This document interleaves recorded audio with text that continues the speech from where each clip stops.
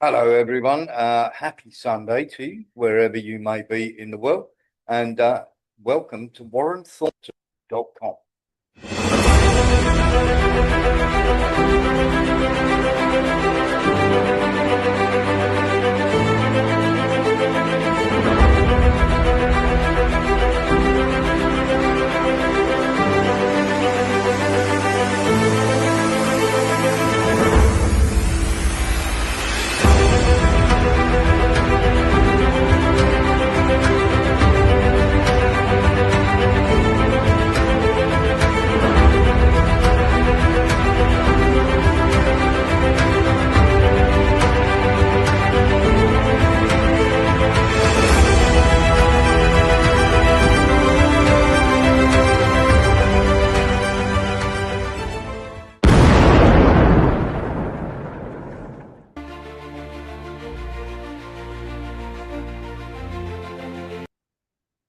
Hello and welcome to WarrenThornton.com. Lembit Oak will be with us in a short while.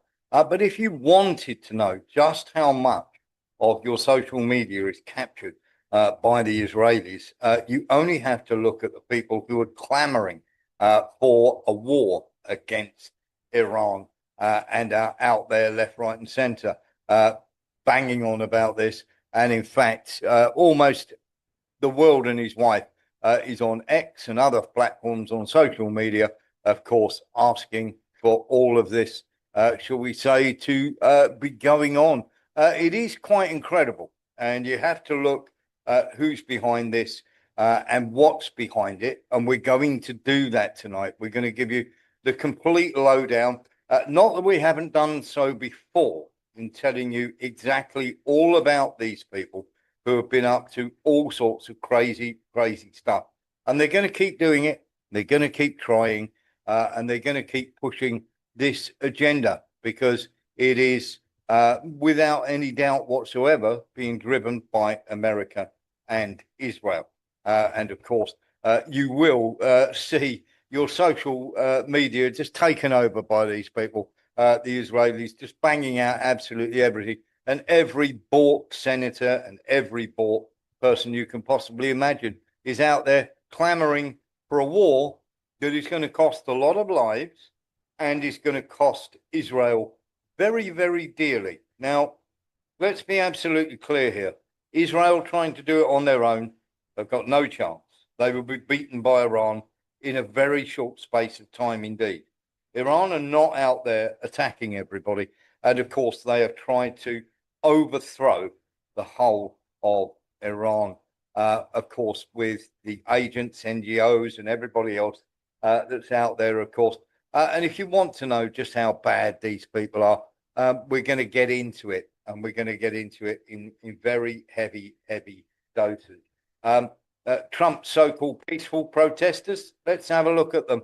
These are the peaceful protesters in Iran.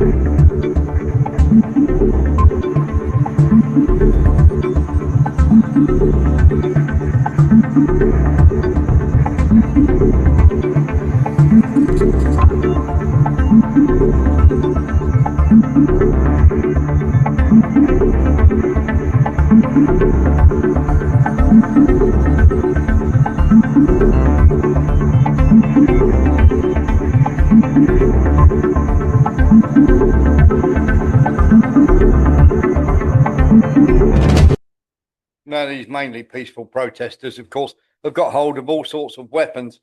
Going to give you a little heads up about how wonderful they are. The trouble that you have, of course, is these peaceful protesters are nothing of the sort. Earlier on yesterday, they threw Molotov cocktails into a mosque at children.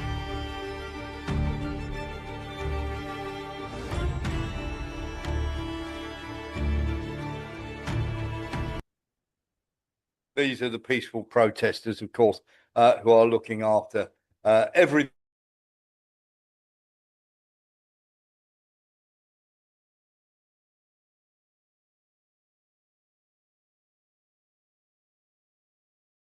He froze up. Yeah, it's not me then. It must be Warren. No, yeah, it'll come back in seconds. It's Warren.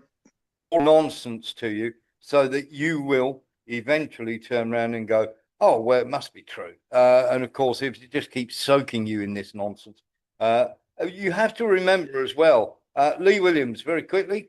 A quick one. Are these people that are here doing this, are they Iranians at all? No, they're absolutely not.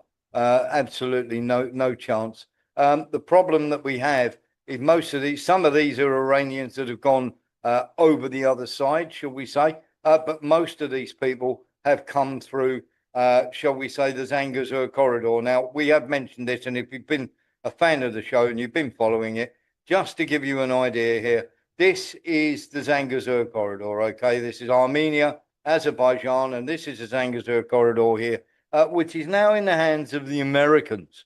Now, not only are the oil companies in there, but also the paramilitary companies as well. These are run by private military contractors, which basically means mercenary. So they've been able to go into Iran and also get terror groups from various places in there so that you would actually believe that this was some sort of organic thing. It is not. This is America, this is Saudi Arabia, and this is Iran trying to overthrow the government of Iran. Now, this has pretty much been their wet dream for ages and ages and ages. It's going to keep continuing, never going to stop. And of course, we're going to get more and more as we build up towards the bombing, because the overthrow has not worked. And this is something that is making, shall we say, everybody very, very nervous, and something they want. Let's have a little look at some of the history of the CIA and everybody trying to overthrow Iran. The United States has taken the process of the Iranian oil. Shah Farari Shadeh, the people. Ever since the revolution of 1979, US presidents have viewed the Islamic Republic of Iran, under the rule of the Ayatollahs, as a threat and as an enemy, and the feeling's pretty mutual. Iran's leaders have shown only a clenched fist. آمریکا و انگلیس رو نگاه بکنید. هر جا دیکتاتوری و ترور و آدمکشی است، دست اونها در کاره. For decades, Iran has fueled the fires of sectarian conflict and terror. Death to America, Khamenei told the audience, because America is the original source of this pressure. But what if it was blowback from US policies that helped the Ayatollahs take over in the first place?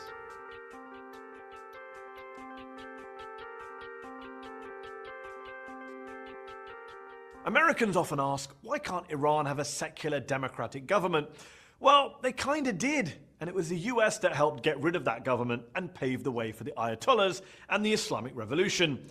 You have to go back to 1953 and the coup against Prime Minister Mohammad Mossadegh, who was democratically elected. A former Time magazine Man of the Year, the populist Mossadegh had a great deal of support from ordinary Iranians. He reduced the powers of the autocratic king, the Shah, and nationalized the Iranian oil industry. That upset the British, who had been in control of Iran's oil, and they decided to take action. We should not allow the biggest foreign asset in Britain to go without doing something about it. The sooner, then, that he left power, the better for Persia. Not for us, for Persia. Right. So the British persuaded the Americans, in the form of the Eisenhower administration, to join them in getting rid of Mossadegh. The British understood the extent of paranoia in this country concerning communism. This was the day of Joe McCarthy, and that the British consciously played on that fear in order to help persuade us to involve ourselves in the coup. Mossadegh was not a communist, but he did have the support of the country's Communist Party. So the CIA, just 6 years old, swung into action. CIA agent Kermit Roosevelt, grandson of President Theodore Roosevelt, arrived in Tehran in July of 1953 to implement Operation Ajax.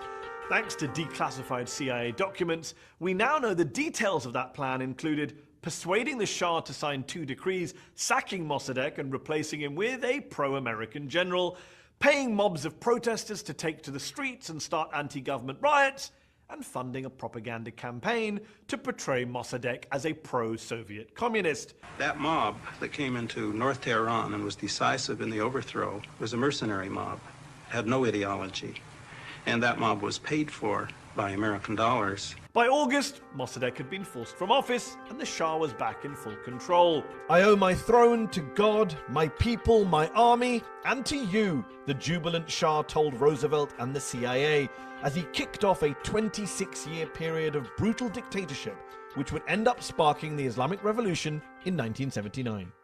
By the way, none of this is disputed anymore. The Clinton administration fessed up in 2000.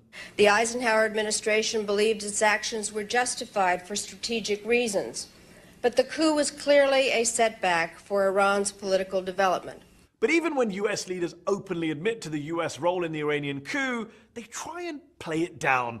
Here's Barack Obama speaking in 2015. We had some involvement with overthrowing a democratically elected regime in Iran. Some involvement? Some involvement? Seriously? It may have been a British idea, but the coup itself was instigated, organized, executed, and financed by the CIA. And here's a key point, a bit a lot of people seem to be unaware of. Declassified documents seem to suggest the CIA also worked with hardline members of Iran's Shia clergy, including Mossadegh's one-time ally, Ayatollah Abul Qasim Kashani, the Speaker of Parliament, and they worked with him to help bring down that secular democratic government and bring back the Shah. See, a lot of Shia clerics back then weren't happy about Mossadegh's alliance with the communists or his generally secular outlook, and so both the CIA and Britain's MI6 offered to fund those clerics, including the powerful and influential Ayatollah Kashani. Ayatollah Kashani was a mentor to Ayatollah Khomeini, yes, the same Khomeini who would later topple the despised Shah and found the theocratic and anti-American Islamic Republic of Iran in 1979. Mossadegh back in 1953. Nobody knows who Mossadegh was. Democratically elected Prime Minister of Iran.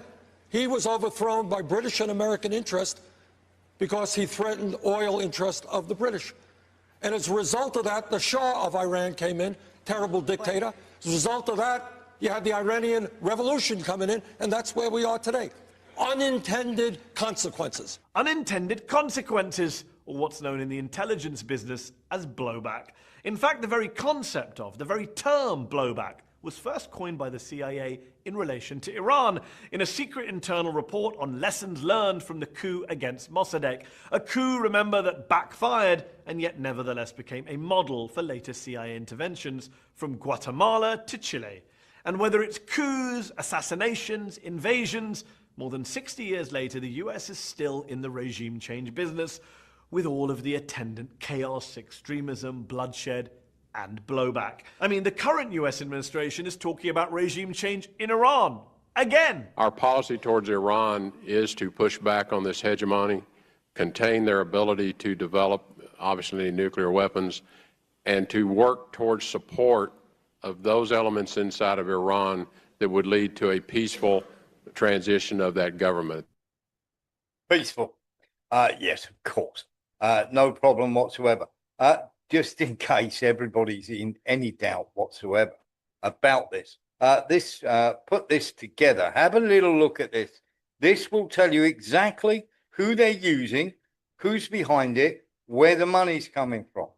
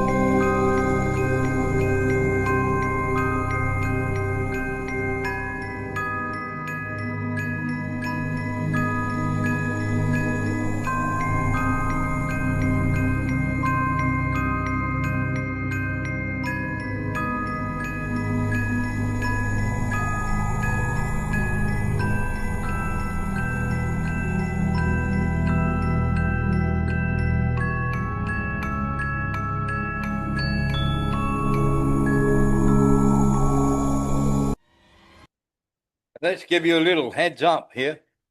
Vic called it.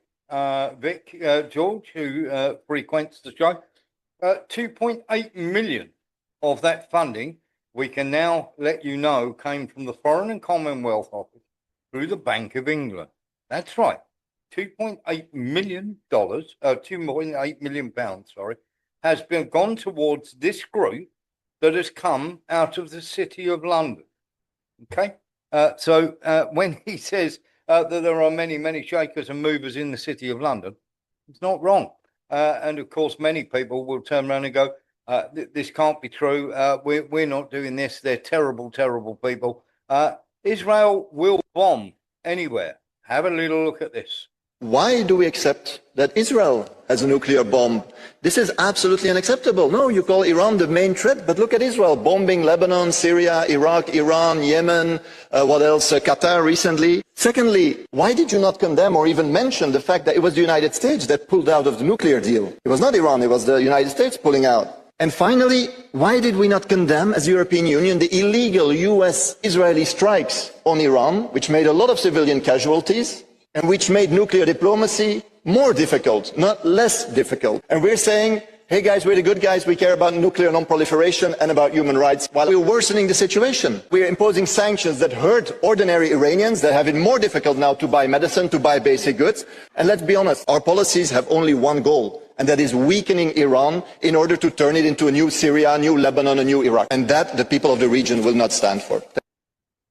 And he's absolutely right. Iran have released well, they've had a press conference turning around and saying that anything that America and Israel do, as far as they are concerned, will be a legitimate target for them to hit. And of course, we've had this complete plum. هدف ما دیگر صرفاً آمدن به خیابان نیست. هدف آمادگی برای تسخیر مراکز شهرها و حفظ آنهاست. Now, this is the son of the former Shah asking people to take control of the city centres and everything else. And of course, he's desperate, shall we say, to get his name up there. He wants to be in charge, and he's not going to stop banging on about that left, right, and centre. The trouble is, they've got, of course, is when we talk about Iran, and trying to overthrow the government, is the Iranian people have been coming out and protesting for the people that are in charge of Iran, which has really, really upset everybody. And of course, we've got, have a look at this.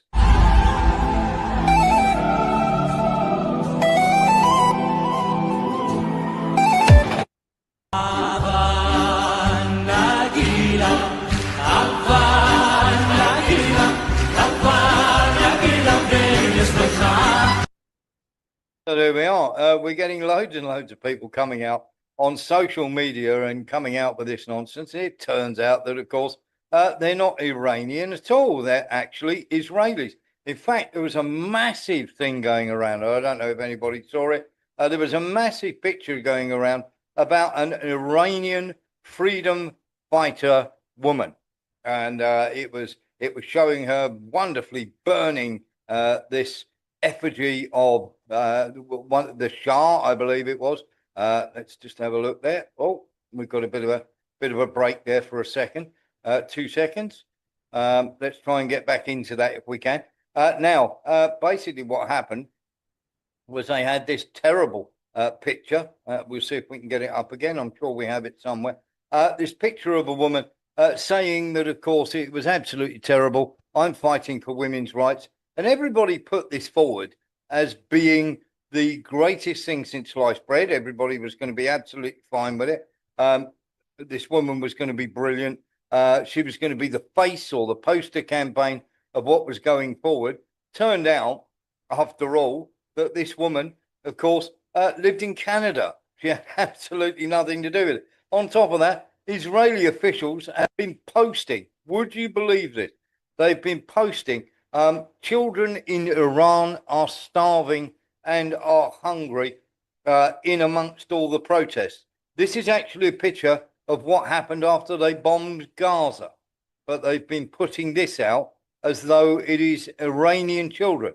This is Palestinian children in Gaza, desperate for food after, of course, they've been completely screwed over, shall we say, and bombed the living daylights out of them, which is quite crazy.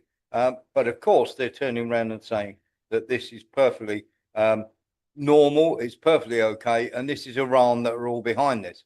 And nothing could be further from the truth. Rubio's at it again. The United States supports the brave people of Iran. Well, that would be lovely if you actually did, Marco. But what you're actually supporting is the people who are taking part in the protests. And when it comes to Marco Rubio, this guy is about as dangerous as you can get. He is not going to stop. And in fact, I've put together a little montage for you. Because if Rubio gets in when the next presidential election comes around in America, you can see this happening. You genuinely can.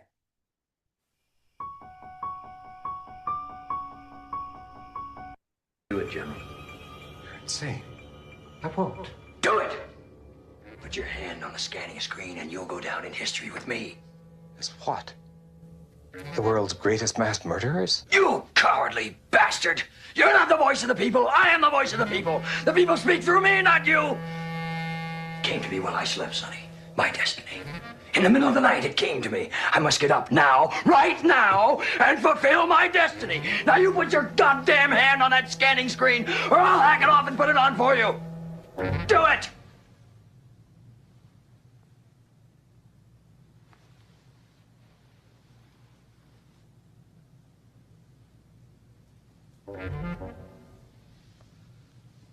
May God forgive me.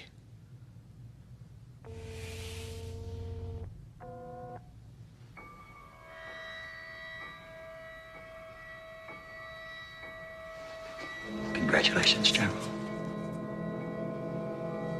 Complete the sequence, Mr. President.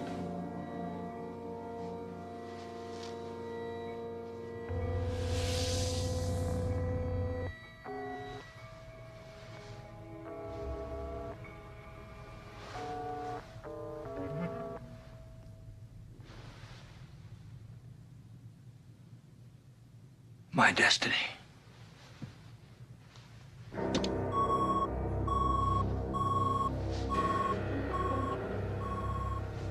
Thank you, Sonny.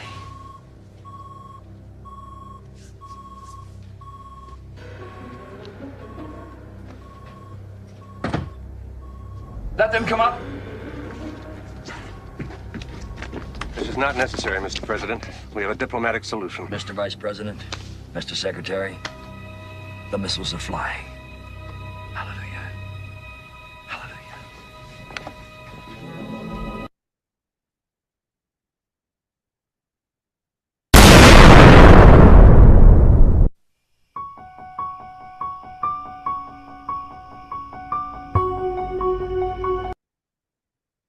That is where we're heading if Marco Rubio has anything to do with it. Marco Rubio has been in a phone call today with Benjamin Netanyahu, and I bet you can't guess what the conversation has been about. And of course, also on the call was John Radcliffe of the CIA, obviously informing Netanyahu that the riots that they had have not worked, and they haven't worked. There's a couple of things that we need to go over.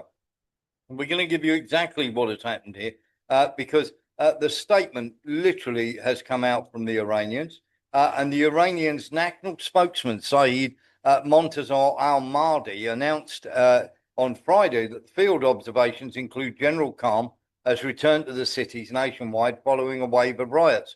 Speaking to Tasnim news agency, he attributed the unrest to armed groups, foreign-backed elements by the United States, Israel, and Saudi Arabia, wow, and terrorist attacks orchestrating violence, arson, which we've just seen, and attacks on public infrastructure. What Western media failed to show and admitted was the glorification of the riots are the protests against the criminal actions of foreign-backed agents of chaos. Ordinarily, Iranians reportedly prevented further violence. Provincial reports noted no major gatherings or disturbances on Friday night or Saturday night either, despite limited attempts at disruption and a mass campaign on social media. That's why the internet was cut off. So basically stop these actors from doing all sorts of crazy things. Now, there were some deadly attacks. 3 police officers were killed last Friday night in Fars province and surrounding areas. Several members of Tehran's criminal investigation police were killed on Thursday night by Kalashnikovs. 2 peaceful protests. 2 police were killed Thursday night in Korn. 2 security force members were killed in Shustar, and 1 Basti militia member killed Thursday night in Kazvin after confronting rioters attempting to burn a petrol station. Again, peaceful protesters. A local prosecutor and 4 security force members, 2 police and 2 Basil, were killed in a northeastern town of Esavarin after assailants set fire to the mosque while they were inside praying.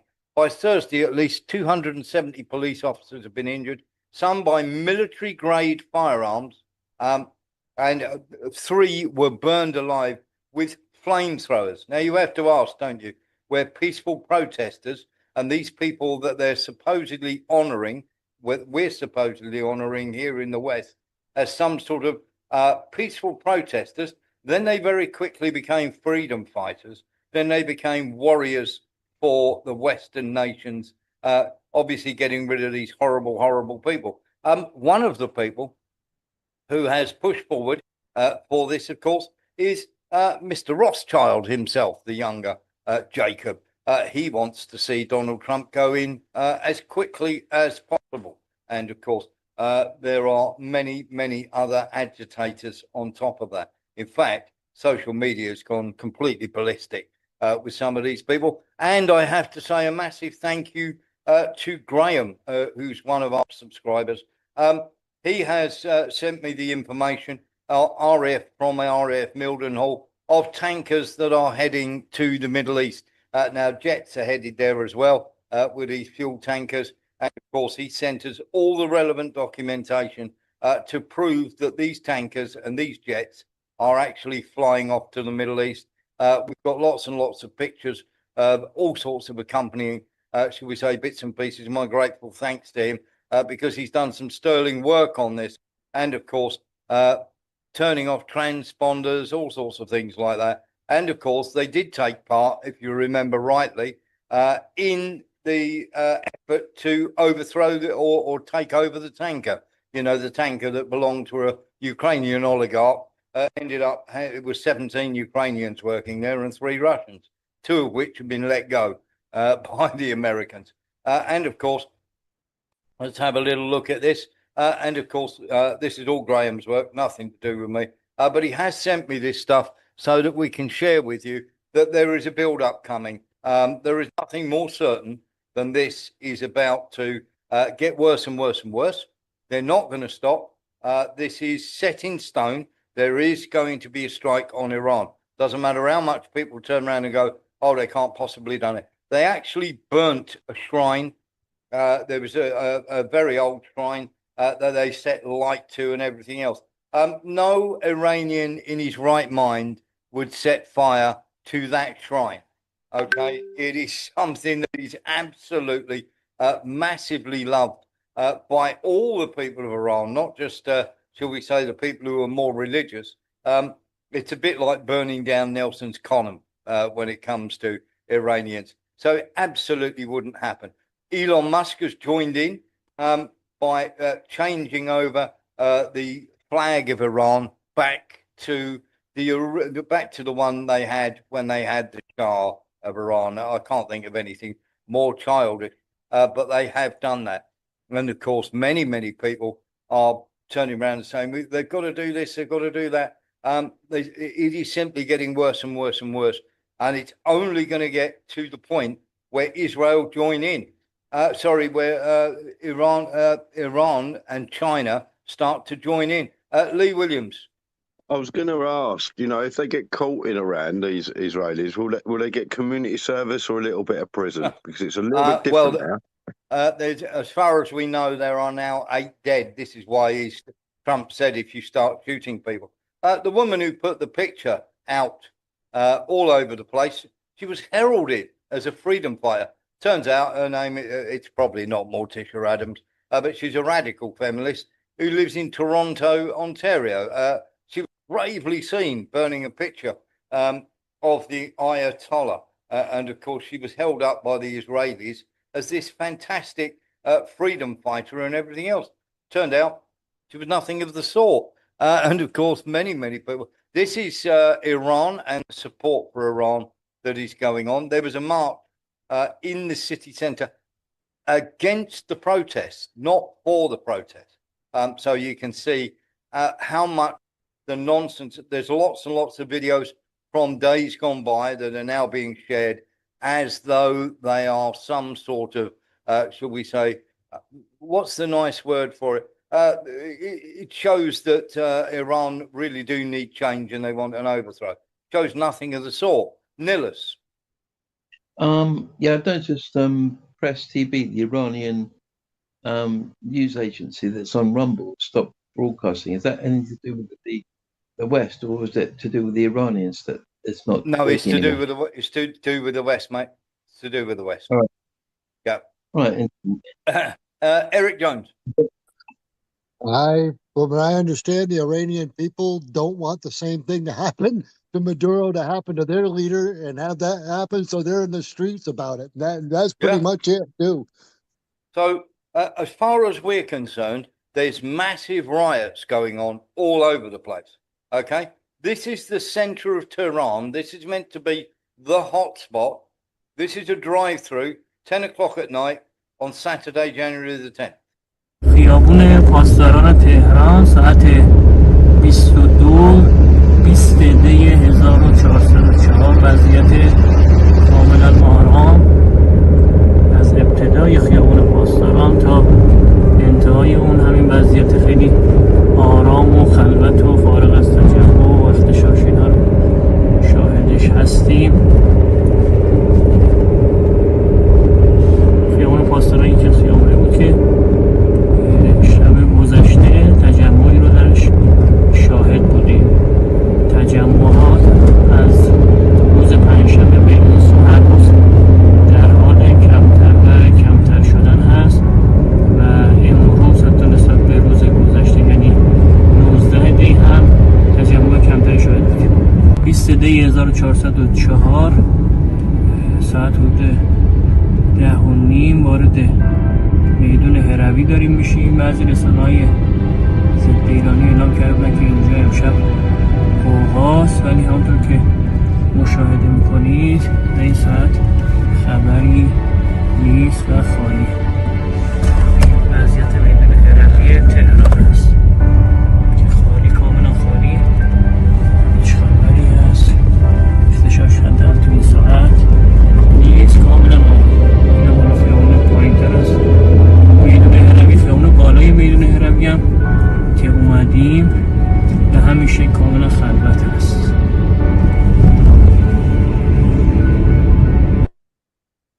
Well, there we are. Absolutely nothing happening. Nillis. Yeah, apparently tomorrow Monday is going to be mass demonstrations all over Iran in favour of the government. So, you know, they're getting the people, mobilised to support them. Yeah, absolutely. And of course, the internet, as Graham says, is being jammed by the Israeli Air Force and the Iranians of all, and of course, Iran are being blamed for taking it down. But the Iranians, sorry? And apparently some of the footage that been on Western media of masses of people demonstrating have been taken from France, from Paris, demonstrations. Yes. Yeah, there's tons of that going on. Just in case anybody was in any doubt about how bad it is out in the mainstream, it's quite incredible. You've got Parbley, who wants the overthrow desperately. They're young heroes. No, they're not. They're Israelis. They're mercs, and they're obviously, shall we say, that horrible sprinter group who like to go around chopping people's heads off, who are now running around Iran trying to blow the place up, of course. And this sort of fits in with everything that we're being told all the time by these people who all turn around and go, we're going to do this, we're going to do that. X is at it. Elon Musk is fully behind it. Richard Branson has come out and said that he is fully behind it. And if you remember a while back, I called out a couple of people, which was quite horrible. Tommy Robinson, of course, has called this a fantastic day and we need to overthrow them as soon as humanly possible. Well, you will remember, of course, that somebody who was at the Tommy Robinson rally, if you remember, was Andrew Bridget. And of course, Andrew and I had been friendly at one point. And of course, I'd gone and covered a couple of his speeches up in London. In fact, should I say, I covered at least 2 or 3 of his speeches while he was up in London. And of course, Andrew Bridgen has had his say on this. Now, this was the rally that I was at with Andrew Bridgen, which was to do with COVID, if you remember, at the time, with him and his squeeze. Now, the thing that really irked me was when I saw him at the Tommy Robinson rally. He was along there with Sargon of Akkad and everything else. He was there with Rebel News or Rebel TV. He was there with 2C TV and everything in this wonderful event that was meant to make Britain great again. But it was a bit like an Israeli who's who. And at that time, I started to investigate whether Bridgen had actually sold out to the Israelis. Well, this is his tweet. Let's pray the Iranian regime falls soon and the people get the freedom that they desire, should be they desire, without further loss of life. I'm not going to say any more on that. I think you know which way the wind's blowing with Andrew Bridgen now. And of course, this was a guy that many, many people looked up to when, of course, he was sticking up for people left, right and centre when it came to the COVID vaccines. Lee Williams. I was going to ask, is it a very, very famous place for cosmetics as well? A lot of ladies have all their features done, like their noses and that. It's massive in Iran, but then people wouldn't know that. Yeah. Quite crazy, isn't it? Now, we do have a real problem for America because China have had enough of this. They know what's going on. They seem to always do, don't they? And Mao Ning has come out and made a very strong declaration indeed, saying that China are ready. Now, whether Iran take this, I would suggest they do, because Iran are very, very insular. They like to try and deal with the problems themselves, and they don't really trust anyone else. But might I suggest that they actually do something this time, because, of course, China have offered them any military and any other type of assistance they might need. And let's face it, if China are offering them men, which they are, and offering them weapons, which they are, I think they would be foolish not to take it. They've taken help from Russia with the S-300 and the S-400 system. Whether they've learned to operate it, not at the moment, but not hugely at the moment. But of course, they are going to learn to operate it, and at the time being, they've got Russians actually operating it for them. And we know that for absolute fact. The other thing that is really, really sort of, should we say, dashing out there is lots and lots of people are coming out and saying stuff on X. It is not surprising. I'm a tech bro who studied post-Soviet Russian in college and was raised by a Ukrainian family. Now, this is the technical director of X. Now, not only that, they've also the ones that changed the Iranian flag. So not only is the person who is in charge of Musk's Twitter a raging Ukrainian fan, no wonder we're shadow banned, she's also, or they are also, a raging Israeli fan. Slightly troubling. Do you think it could be? Do you think it could be right? It could be. So unbelievable, isn't it? Lembit will be with us very shortly. and of course, we'll be welcoming him to the show, and we'll get into some stuff with Lembit as well when it comes to this. But here's the sort of stupidity I'm going to show you here. This is a gentleman called Clay Travis, who has a huge following on X, who didn't bother to even see whether or not this was kosher before he posted it. Here it is, Iranian women burning the fire, the picture of the Ayatollah. And according to this idiot, Clay Travis, who has over 1.3 million followers, Iranian woman lights her cigarette with a burning photo of the Ayatollah. This is braver than anything any American feminist has done in the 21st century. Actually badass. Turns out she lives in Richmond Hill, Toronto. Oops. This is the sort of nonsense that is coming out all over the internet at the moment. And of course, Sky have also jumped in with their nonsense as well. And as we course we know who Sky is owned by, Nillis.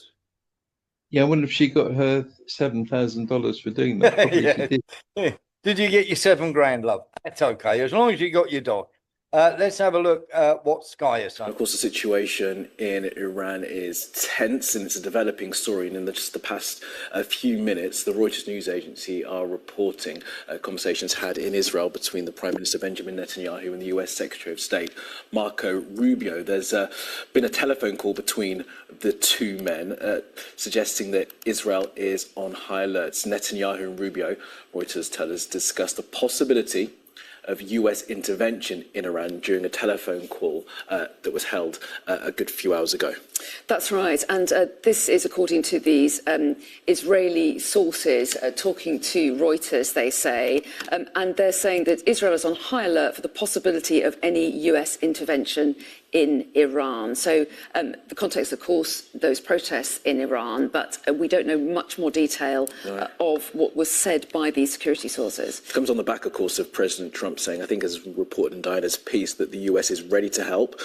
He said, just a few days ago, they were locked and loaded, willing to attack Iran, not boots on the ground, but perhaps airstrikes if Iran's regime continues to kill protesters, as we've been reporting.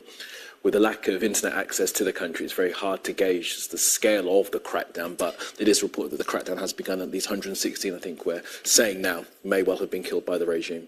Well, that's right. And it's very difficult to verify these figures, of course, because it's hard to get into the country. It's also hard to get information out, especially with that internet blackout. But it's clear that protesters are still going out onto the streets. And that is extraordinary, isn't it? We talked a little bit about the bravery of those protesters yesterday, but now we've got further threats from the authorities as well. We've had the country's Attorney General saying that anyone who did go onto the streets would be considered an enemy of God. That's a charge which carries the death penalty. So the warnings are ramping up, and yet still people are going out there. Yes, definitely. Right, let's be absolutely clear here. So far, 17 people from other countries have been arrested and 14 have been shot. And of course, they keep calling it a regime. It's the government of Iran. A regime would be somebody who goes around bullying everybody else, I would suggest. We are joined by Lembit Opik. He's just on the mic at the moment, but he will be with us in person. Hello, Lembit. How are you? Not bad. Sorry about the delay. I was caught in appalling weather somewhere above Europe, which incidentally is covered in snow. So those who say that snow is a thing of the past are wrong. And my delay is living proof of that. Anyway, I'm here now, and thanks. I can't get the picture because the bandwidth is limited. As soon as I get back to the studio where I'm going to now, then I will be able to. I'll be able to get the full glorious Technicolor.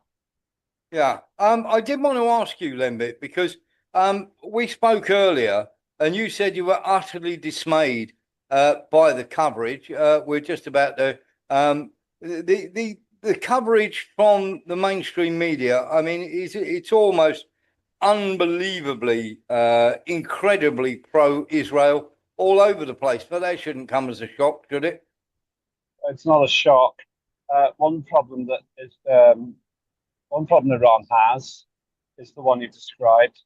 It's relentlessly being dismissed as some kind of a pretend country. It's actually got a much longer history, a much longer civilized history than the United Kingdom, really. I mean, the Persian Empire precedes the British Empire by thousands of years.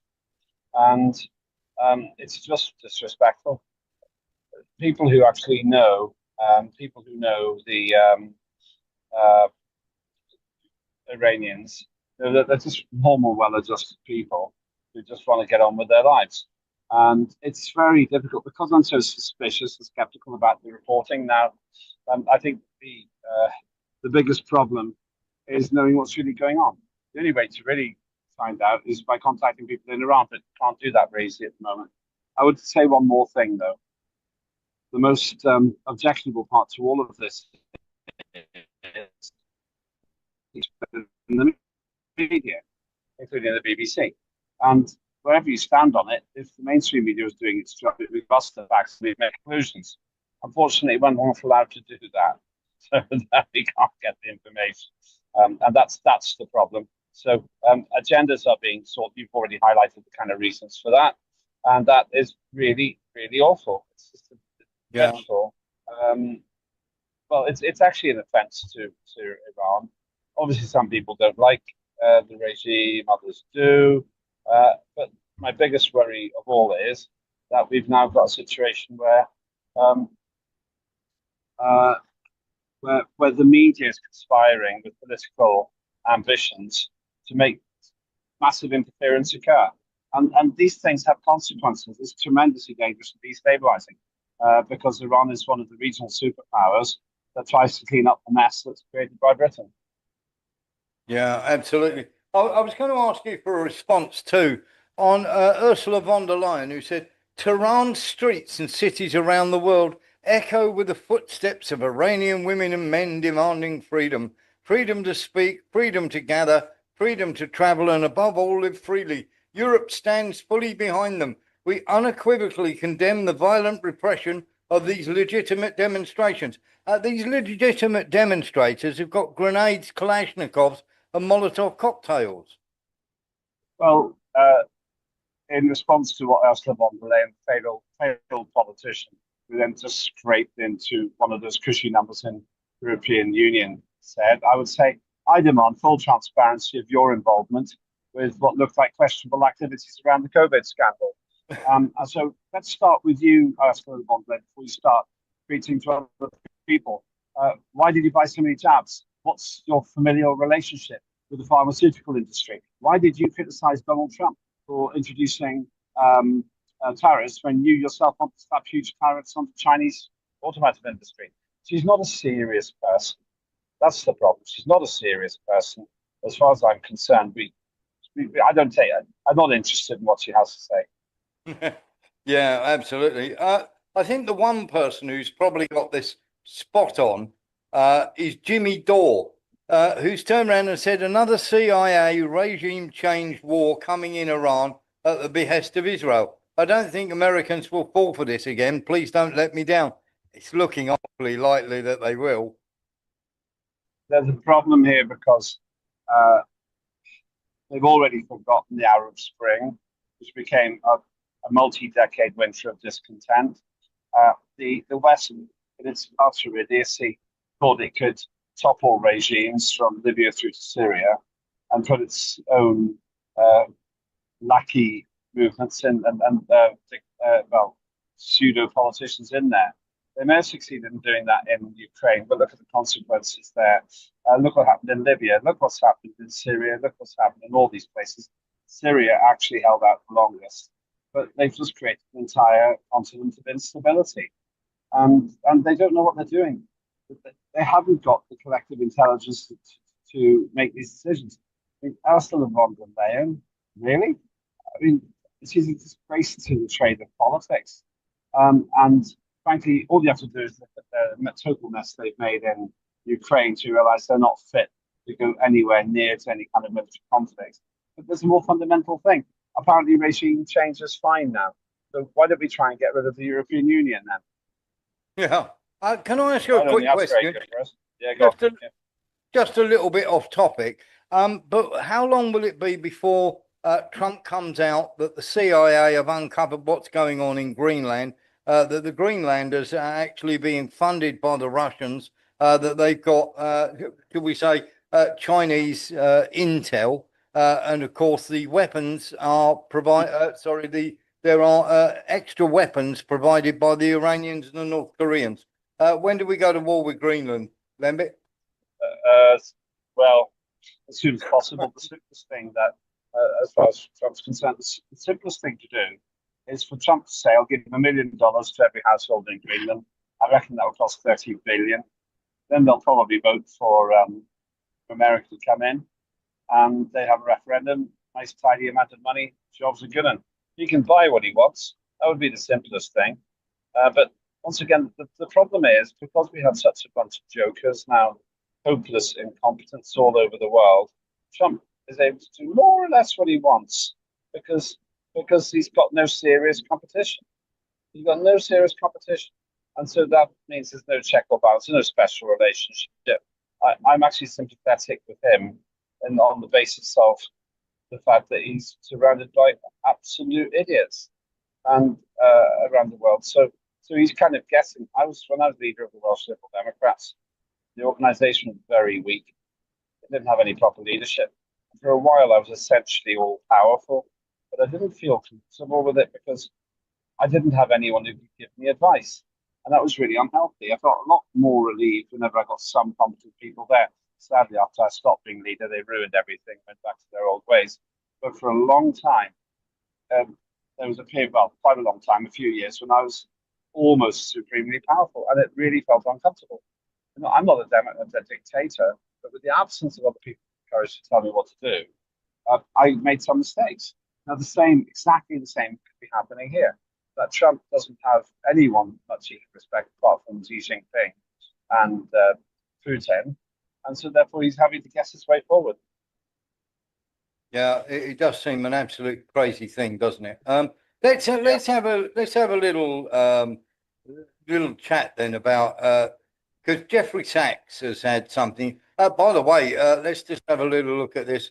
That is the movement, or we're showing you their movement from Mildenhall, and of course we're going to talk about the tanker situation. Lembit,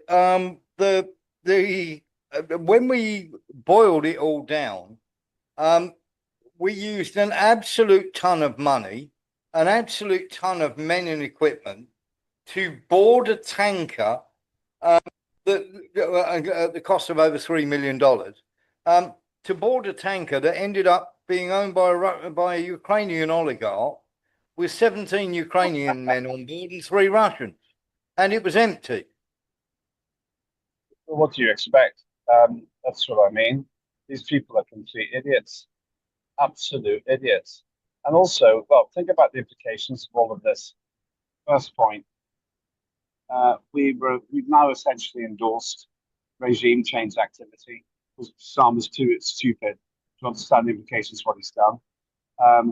Number two, we've now started apprehending other people's shipping for no good reason. And number three, there's no perceived benefit whatever the action that was taken except to give a green light to all other nations to be able to do the same thing, because all they have to do is say, well, you did it, why shouldn't we?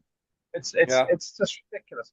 The fact that there's a Ukrainian connection, which I wasn't aware of actually, just further indicates how utterly farcical the situation has become. Yeah, absolutely crazy, isn't it? We're also going to. I'm going to play this as well because this is a revelation that I've come across. It turns out there was a specific meeting between NATO, between all the NATO countries, a secret meeting between the NATO countries on the 6th of Jan. Let's have a look at this.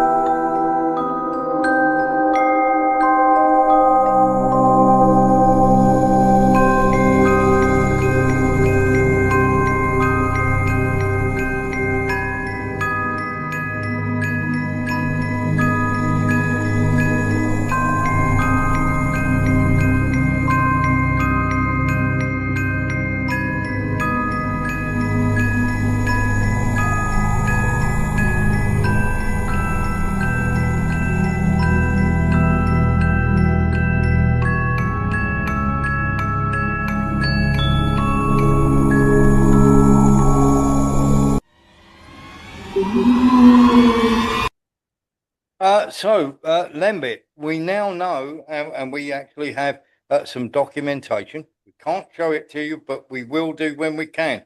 But we have it. There was a meeting. It's called the Baltic and the Black. It's a paper. It was agreed by NATO to start doing this from the edge, the middle of 2026, 2027, June 2026.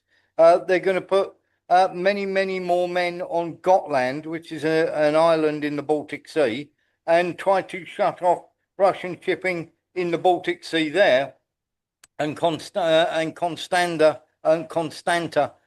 in Romania to shut off the Black Sea. Well, this is the politics of madness. Russia is going to win whatever they do in Ukraine, so there's no comprehensible reason why they would do this. Ukraine's lost. It's finished. It's over. And so what they're now doing is poking the bear, perhaps to accelerate the shift of power from those completely incompetent Western nations, these Western politicians, to the new bloc, the BRICS countries, Russia, China, India. Obviously, the triumvirate is going to take over parts of South America too. And as a result of this kind of thing, which once again I didn't know about till now, I'm absolutely sure that this is what losers do. They're trying anything now, but it's not working. What I'm so sad about is it inconveniences billions of dollars worth of business all over the world. And as I say, just shows Europe to be the absolute brats that they are. Irrelevant, childish, weird in the case of Mark Rutte. Harassing Russian shipping will not make one iota of difference to the outcome in Ukraine. Yeah, it won't make any difference whatsoever. I think you're absolutely right. In fact, Putin had some rather harsh words today, or over the last couple of days, I should say, and especially this to his people. Here we go. Хочу, чтобы меня услышали простые граждане западных государств. Вас сейчас настойчиво пытаются убедить в том, что все ваши трудности – это результат каких-то враждебных действий России, что из вашего собственного кошелька надо оплатить борьбу с мифической русской угрозой. Все это ложь. А правда в том, что текущие проблемы, с которыми сталкиваются миллионы людей на Западе, стали результатом многолетних действий правящих элит их государств. Их ошибок, близорукости и амбиций. Эти элиты думают не о том, как улучшить жизнь своих граждан в западных странах. Они одержимы своими корыстными интересами и сверхприбылями. So there we are. Putin's pretty much got that right, hasn't he, Lambert? He's turning around and saying that very simply what we've got here is the Western elites couldn't give a damn about the people there, and very short-sighted and very stupid. Yeah, assuming that's an authentic video, I presume it is, but yeah, then he's pretty much said what I'm saying.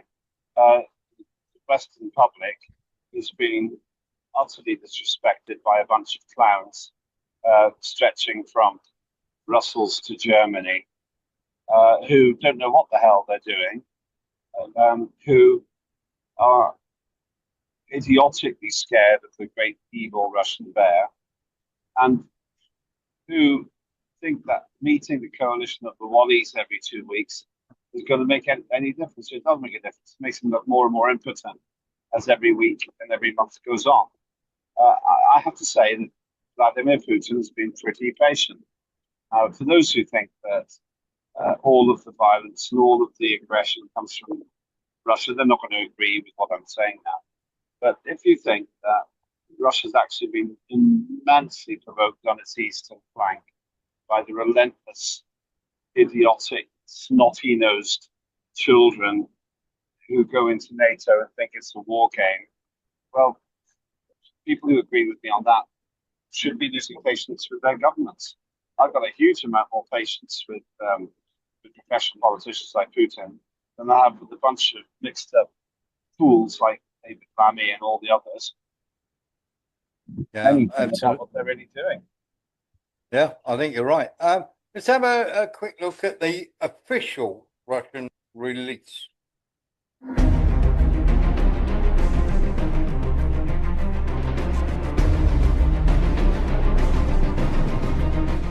The main event of the day was Russia's latest use of the Oreshink missile system. On the night of January 9th, Russia launched a combined missile and drone strike against targets in Ukraine. Around 1 a.m., the Oreshink missile system hit the Lviv region. The target was Bilche-Buritsko-Ugurskoye, the largest gas storage facility in Europe. The facility holds approximately 17 billion cubic meters of gas, about half of Ukraine's total reserves. According to reports from Lviv regional authorities, most settlements have no gas pressure in their pipes after the attack. A large fire is burning at the site where the missile landed. Ukrainian monitoring resources report that the Oreshink warhead traveled at speeds of up to 13,000 kilometers per hour. The second target of the combined attack was Kiev and the surrounding region. Up to 12 Iskander missiles, 25 caliber missiles, and at least 200 Garan-2 drones were fired at military and energy facilities. A fire was reported at the impact site, and flashes were visible at Ukraine's most powerful thermal power plant, TPP-6, as well as at TPP-4 and TPP-5. Meanwhile, the situation on the fronts of the Ukrainian conflict remain difficult. Intense fighting continues in key areas. There is ongoing active fighting south of Kupiansk. Ukrainian troops have regained control of Pishane, a town they had abandoned a few days earlier. Ukrainian units also achieved tactical success further north. In turn, the Russian army expanded its zone of control north of Tabeevka. Then the assault units broke through Podole, achieving significant success. Heavy fighting continues for control of the settlement. Meanwhile, Ukrainian forces west of the city are threatened by an encirclement. The really important part of that, of course, is indeed, without any shadow of a doubt, the fact that they did hit the area that we say they hit. Let's have just one more little look at that again, because there are lots and lots of people that are coming out with all sorts of nonsense. So I'm just going to play the first minute of that.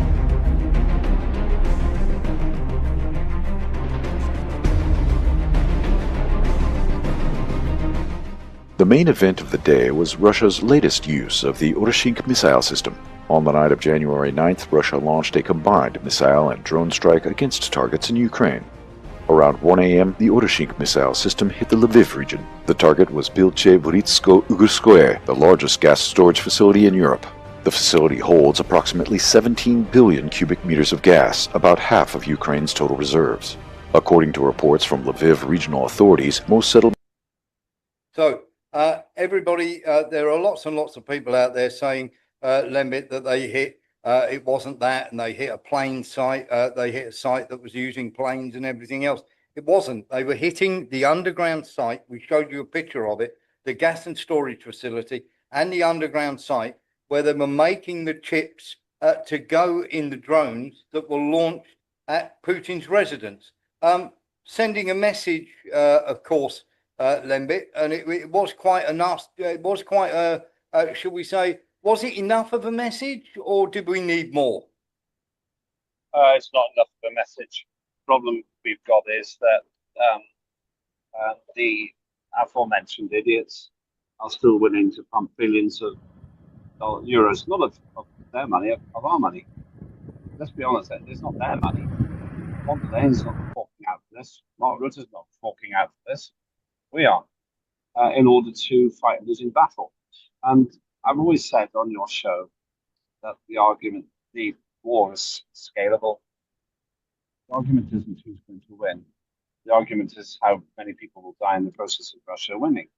And they can do what they want. They have essentially complete air superiority as much as they need it for drones. They lose a lot of drones, but it's a different kind of war. And if they've actually blown up that gas facility, no wonder people are freezing in Ukraine. But if Putin wanted to, he could spend a lot more money on this and a few more lives, and it would get even worse for Ukraine. Yeah, absolutely. And as you're talking, of course, we're just seeing some more pictures of this Oreshnik. People were, and there's something that needs explaining here on a military level. People are turning around and saying, why didn't they put a warhead on it? Well, putting a warhead on it would actually cause the kinetic impact to have been less, because the kinetic impact is actually bigger than the explosion. So there's absolutely no need to put a warhead on it whatsoever. Now, we've got people inside Ukraine who are telling us that the site has been utterly obliterated. It's not just damage. In fact, shall we say, the head of the Kiev regime has come out and said there has been destruction. Let's have a little look. See if we can get the. Були би просто неспівзмірні. Слава Богу, що там не було бойової частини, тому був великий шум. Так, є ураження одного з об'єктів. It is in Ukrainian, but he said there was terrible destruction. People around said it felt like the earth was heaving up. Lee Williams. Quick one. Is there still electricity cut in Kiev? Kiev won't be back online for any time soon. Let's put it that way. There certainly is. How can I put this? They've got blackouts there. It's -10. Lembit, I did want to ask you about the duplicity and the stupidity of these people, because they were all for bashing Russia, and everybody was cheering that they launched the drones. Half of them were saying, "Oh no, they didn't launch them," and it's been shown quite clearly that they did launch them at Putin's residence. The fact that he's not there is neither, by your leave. Problem we have here, Lembit, is then everybody started bleating when the Russians responded. Yeah, a couple of thoughts here. It breaks the unwritten rules of war to do that, because Zelensky could very easily be turned into ashes at the press of a button. But there's no secrecy.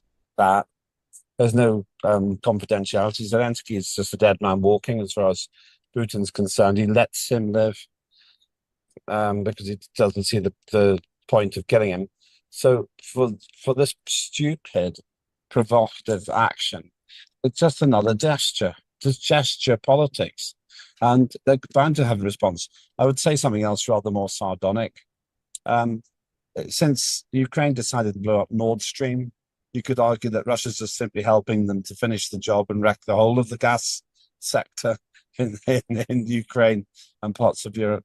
Let's remember that Ukraine or the West somehow destroyed Nord Stream pipeline, therefore adding probably by now trillions to the energy budget in the West, certainly hundreds of billions. What do they think is going to happen? That Putin's just going to sit there and take it? Of course he isn't. What Putin wants to do is get the result he wants with minimum loss of money and life. And so if he has to freeze out, leaving aside the rights and the wrongs of it, that's not even the point I'm making. It's a war situation. And he has to freeze out Ukrainians, so they say to their idiot leaders, you've got to stop doing this, you have to have a peace deal. Then it's understandable completely. Yeah. What did you make of this idiotic discussion that they had? Let's just put the volume on. As you made this order to go and capture Nicolas Maduro, President Zelensky said that he was watching with the rest of the world as you made this order to go and capture Nicolas Maduro. And he said, if that's how it works with dictators, then the United States knows what to do next. Sounds like he wants you to go and capture Vladimir Putin. Would you ever order a mission to go and capture Vladimir Putin? Well, I don't think it's going to be necessary. I think we're going to have I've always had a great relationship with him. I'm very disappointed. I settled 8 wars. I thought this would be in the middle of the pack, or maybe one of the easier ones. Could you be any more stupid than to turn around and say, I don't think that's necessary, as though they could actually think that they could actually do it? It's a form of words. Warren, I think he's being diplomatic. He has no intention whatever of capturing his friend Vladimir Putin. Trump, unlike Healy wants the same thing. Pardon, say again? The defence minister of the UK, Healy, has asked for the same thing. Yeah, but John Healy's not serious either. I've known. I mean, you watch him on television, and he's just a joke. It's just ridiculous. You know, to prepare for war. He says, prepare for war. Well, no. If we're going to have a war with Russia, let's just go and spend all our money in the pub because we're not going to win that one either. No. And so, what's a shame now is we're no longer talking about politics seriously in the West. These are joke politicians. I was in the debating society at school, and the debates we had when I was 15 were more mature than what we're seeing now. And it's literally shocking. I watch aghast at the risible quality of our politicians, and it is risible. And so, we need regime change. We do, but we need it in Britain. We need to get rid of Starmer. Starmer should be arrested because he's doing massive harm to this country. Why don't they just arrest him then? And this is the silly thing. Now everyone can say everyone can be arrested. This is a stupid thing. And so, oh, no, it doesn't count for Britain. It doesn't count for Macron. Well, why not? Oh, because Venezuela is some second-rate country. Because Iran's second-rate country. Russia's a second-rate. I don't think so. And so, so I think Trump was being diplomatic. He's not going to go for Putin. He doesn't need to. We need Putin there to solve we need two adults to solve the problem. And we know who the two adults are. As for the rest of it, bleating nobodies like Starmer, who phoned up Trump to tell him not to invade Greenland. I mean, it's just so ridiculous. Point to one single thing that Keir Starmer has done effectively in international politics. There isn't one. He's just made a fool of himself. So Putin's not going to be arrested. And Putin's not going to be abducted. And you're right, they couldn't do it anyway, but it's not even on the table. If it is actually true that Zelensky bombed or attacked Putin's residences, absolutely game over for any morsel of credibility he could have had. There's no military benefit to doing it, and it's just because he's got nothing else to do.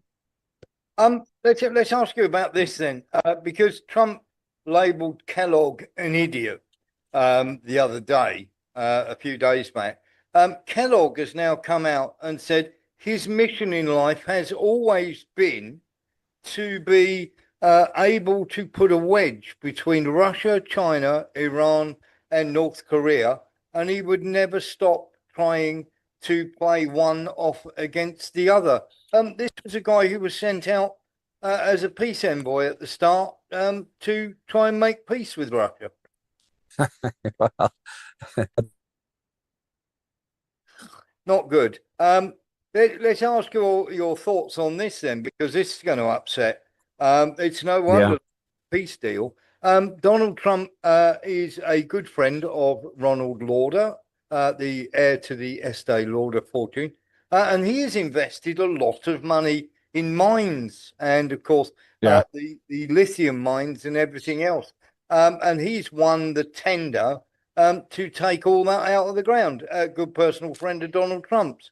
And, of course, the Russians have dismissed the 20-point plan that was put forward by Europe and by Vitkov and also by Kushner. And it's just talking. I mean, at the we called it on the channel when we turned around and said this is a monetary thing to try and get Russia to stop. Could we say moving forward? So they don't. So and trying to bribe them with some sort of monetary deal on minerals. All that's gone straight through the floor. Putin has rejected the 20-point plan without even giving it a glance. He actually gave it. So we're being told. He actually gave it to Kirill Dmitriev and said, "I'm not even going to look at it because it doesn't address even any one of the 3 points that we started the SMO with." The problem here is, and I say this not with very many joy or glee. The problem is the West is too stupid to understand what this is about. There are 4 realities in the situation. Russia, from the beginning, that's a reality. Number 2, Ukraine can't win the war. Number 3, Russia will win the war and will get its demands one way or another. And the 4th one is that the only 2 serious players in the world stage at the moment are Putin and Trump on this one. Nobody else matters. Zelensky is mired in accusations of corruption. It's interesting. Maduro was arrested for corruption charges. He hasn't been found guilty. Why hasn't Zelensky been arrested for corruption charges? He hasn't been found guilty yet either. But I think there's a certain symmetry to the situation. But those four realities are where we stand. And I can summarize it in one sentence. It's a sentence more or less that Putin himself said. He said, this is what I need, and if you give it to me, we'll stop fighting. If not, then I'll get it militarily anyway. Yeah, absolutely. I think you're bang on that one. The other thing that I wanted to talk to you about when it comes to this, Maloney's come out with a couple of statements. She says they've got to start talking to Russia, and let's have a look what else she had to say. Di che chiaramente questo racconto continuo questo racconto continuo che io ascolto, la Meloni, le distanze, prenda, dica, non ho capito che cosa si sta chiedendo quando si dice che l'Italia deve prendere le distanze dagli Stati Uniti, perché questa è geopolitica, non sono comitive, è geopolitica. Nella geopolitica, quando si prendono delle posizioni, si è conseguenti. Ok? Allora, io penso che la politica estera italiana sia quella che il presidente Mattarella ci ha ricordato qualche giorno fa, dicendo che le direttrici della nostra politica estera sono l'Unione Europea e l'Alleanza Atlantica. E quindi che cosa faccio? Cerco le luci piuttosto che le ombre nel mio rapporto, nel rapporto italiano con i suoi partner europei e atlantici, perché a noi conviene rafforzare questo ambito che è il nostro ambito di appartenenza. È sbagliata questa strategia? Allora mi si deve formalizzare l'alternativa, mi si deve dire quindi che cosa si intende fare, cioè dobbiamo prendere distanze nel senso che dobbiamo uscire dalla NATO, dobbiamo chiudere le basi americane, dobbiamo rompere i rapporti commerciali, dobbiamo assaltare i McDonald's, non lo so. Che dobbiamo fare? Che dobbiamo fare? Altrimenti, chiaramente, io certo che non sono d'accordo con tutto quello che dicono i miei partner. Con Trump sono stato d'accordo sul Venezuela, non sono stato d'accordo sulla Groenlandia. I've got to say, every time I hear her speak, Lembit, I just hear the space to your mute for. The problem that we have here is she's right in a fashion. She says she looks for the light in her European partners. Yeah. It's going to take an awfully. You're going to need a searchlight like they had in Colditz, aren't you, to find any light? Absolutely. She's frustrated, totally frustrated. She's a sensible person. Her and Orban are the two sensible leaders in Europe now. It's a very small minority, and she's fed up. But she's annoyed with America as well now. That's the thing. She's just screaming and shouting at everybody because she's had enough. And it's going to stay that way because we've now got two groups of people, the majority of which are a bunch of idiots, the minority, which are a bunch of sensible people, all of whom know the inevitable outcome of this war. Yeah, I think you're absolutely right. I'm going to now convert from this to my studio. So Not bear a with me problem. for 5 minutes and I shall rejoin you. Not a problem at all. Technical. See you in a minute, Lembit. Right, let's have a quick look at this then because it's been at it. This has been at it. Well, she's been at it again. And she's repeated herself. What was interesting, that Russia was addressing China, like you and like Russia and China, we, fought the Second World War. We won the Second World War. We won the Nazism. And I was like, okay, that is something new. But then you can see, first you can, if you know history, then, it raises a lot of question marks in your head. But, I can tell you nowadays people don't really read and remember history that much, which is that, you can see that they buy these narratives. Okay, Kaya, let's help you out. 80% of the German army were beaten or killed by the Russians. 55% of the Japanese army was beaten by the Chinese. So the largest, what should we say, people at killing off the Axis, the Italians, they legged it. But the people who were killing off most of the Axis were the Russians and the Chinese. And by the way, Kaya, If we want to talk about real history, because this is the second time you have come out with this nonsense, you got slaughtered the first time. Let me remind you of which side Estonia were on in the Second World War. Shall I? Unbelievable. And of course, this woman is an absolute bellend. She needs to be, and many people are now calling for her to actually be removed, would you believe? I'm not surprised. I'm just amazed that it's taken that long. It is quite incredible that she will be coming out with this nonsense yet again. And of course, this is not gonna stop. There is something that we do need to talk about, and it's this. Let's have a look at this. According to George Soros's own files from his Open Society foundations. So myself, my colleagues at Capital Research Center, basically went through as many grants of his, as many funding streams as we could find. And here's the smoking guns that we believe that President Trump, if he's informed of it, can use to go after Soros's network of hate in various ways. We traced over $80 million going from the Open Society foundations to at least 54 groups engaged in crime and domestic terrorism on U.S. soil, or that are pro-terrorism, endorsing things like the October 7th attacks, or are associated with foreign terrorist organizations or explicitly pro-terror groups. Okay.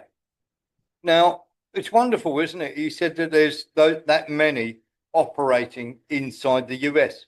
There is double that operating outside the US that you are in bed with, Mr. Unbelievable that they can't get that. It is quite incredible. And of course, we're going to see more and more on that. Let's have a little listen to this. Just about the only thing that threatens the United States is our own behavior. So, of course, we don't need a budget of $1.5 trillion, especially because our government does nothing but hemorrhage debt, and we have a fiscal crisis. Aside from that, we don't need more wars. We have a president of the United States that threatens a new country every day, and this has to stop if we're going to survive. We're just on a completely reckless, dangerous, provocative path right now, the likes of which we've never seen. We've never had a foul-mouthed president who views himself as above the Constitution, above the domestic law, who dismisses any idea of international law, and who thinks that he reigns over the world and is determined to do so with the vast military spending and rampant use of the military. The United States has bombed 7 countries in the past year. There we are. We just about make it an 8th effort. And of course, that in those 8 countries, there's been 662 missile strikes. And of course, while we're talking about lots of things to do with various countries that you bombed, have a listen to this. If we look at the legal and commercial constructs and frameworks in place today in Venezuela, today it's uninvestable. And so significant changes have to be made to those commercial frameworks, the legal system. There has to be durable investment protections, and there has to be a change to the hydrocarbon laws in the country. We're confident that with this administration and President Trump working hand in hand with the Venezuelan government, that those changes can be put in place. Eric Jones.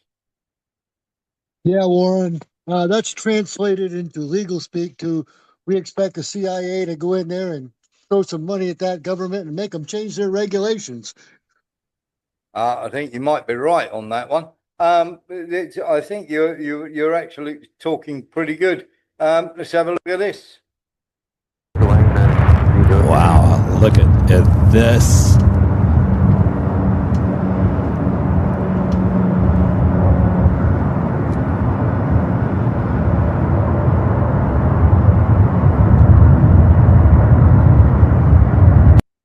Now, does anybody know what that aircraft is? I don't want to scare anybody here. No one? Mark Onza. I thought it was Air Force One when I saw it.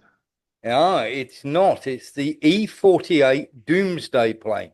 In other words, that's the one that carries supposedly all the nuclear codes and is only brought into Washington, which it has now landed in, when it needs to be updated for possible involvement in places around the world.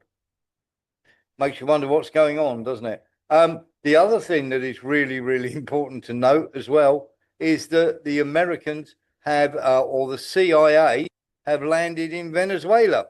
Let's have a look. As Eric was just saying, we want the CIA to go in and change things.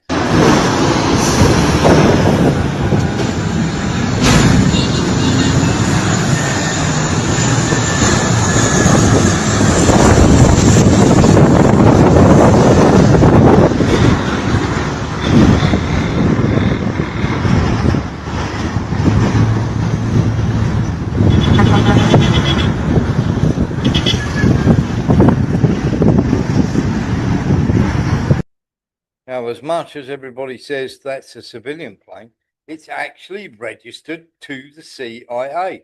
And of course, on board were 47 operatives going into Venezuela. And of course, everybody's starting to go, what the hell's going on? Well, they're coming out with all the nonsense of what they're doing is they're moving in. The CIA have only landed there because they're going to reopen the embassy and this, that, and the other. So, of course, nobody's doing anything naughty. Don't worry about it. It's just the normal thing that we do.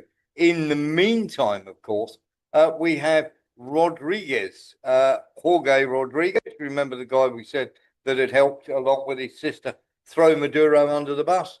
Here's Donald Trump. Venezuela has started the process in a big way of releasing their political prisoners, as we told you they were. And nobody else was talking about this. I hope those prisoners will remember how lucky that they got the USA to come along and did what had to be done. I hope they never forget. If they do, it will not be good for them. Thank you for your attention to this matter. Now, they're going to be left inside of, obviously, they're going to be left inside of Venezuela, most of them. And, of course, that was a veiled threat, but we've let you out. Now you will do exactly as we say. It is quite staggering that nobody is picking anybody up on any of this whatsoever. And of course, we're seeing this over and over again, starting to play out, but nobody is saying a damn thing. And it is quite incredible. But as I say, you're going to see more and more of this over the coming days, where they're releasing prisoners. Talking of releasing prisoners, have a look at this. So, what we've seen from these soldiers in Patagonia is that they behave as if they didn't need to respect the laws of Argentina. And then they are very rude to people. They can walk into a supermarket and start eating food without paying, for example, because they know there won't be any local authority to tell them anything, because they have political backing behind them, to say the least. And several things have drawn attention in that regard.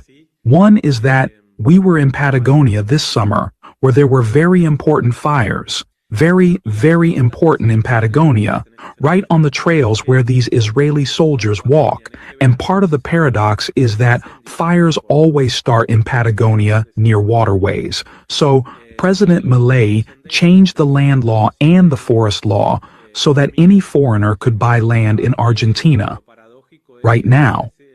And he removed the forest law, through which, if a part of a forest burns down beforehand, it couldn't be sold for 20 years.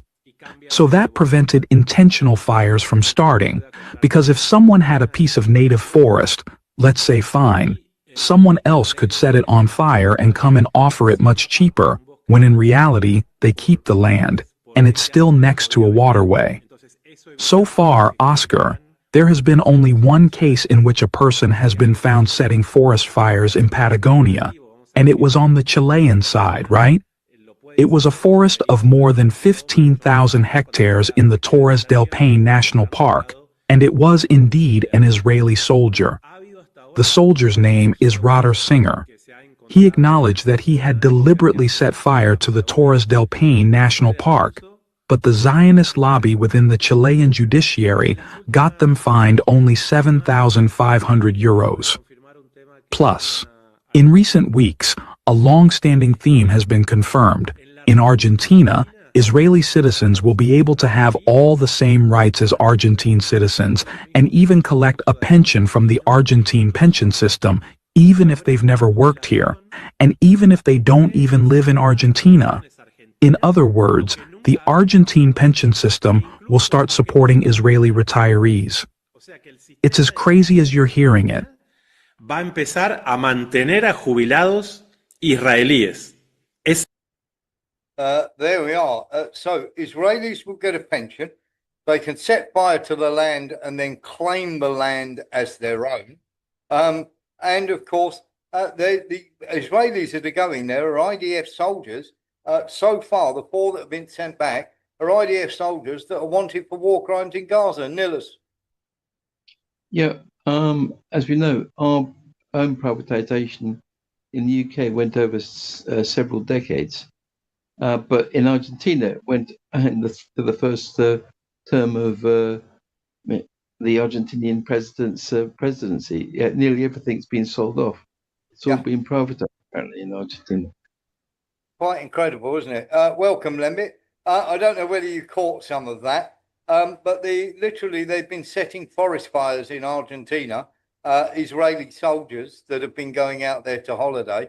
And of course, he's got rid of the 20-year law so that you can actually buy this forest area to settle on land next to water.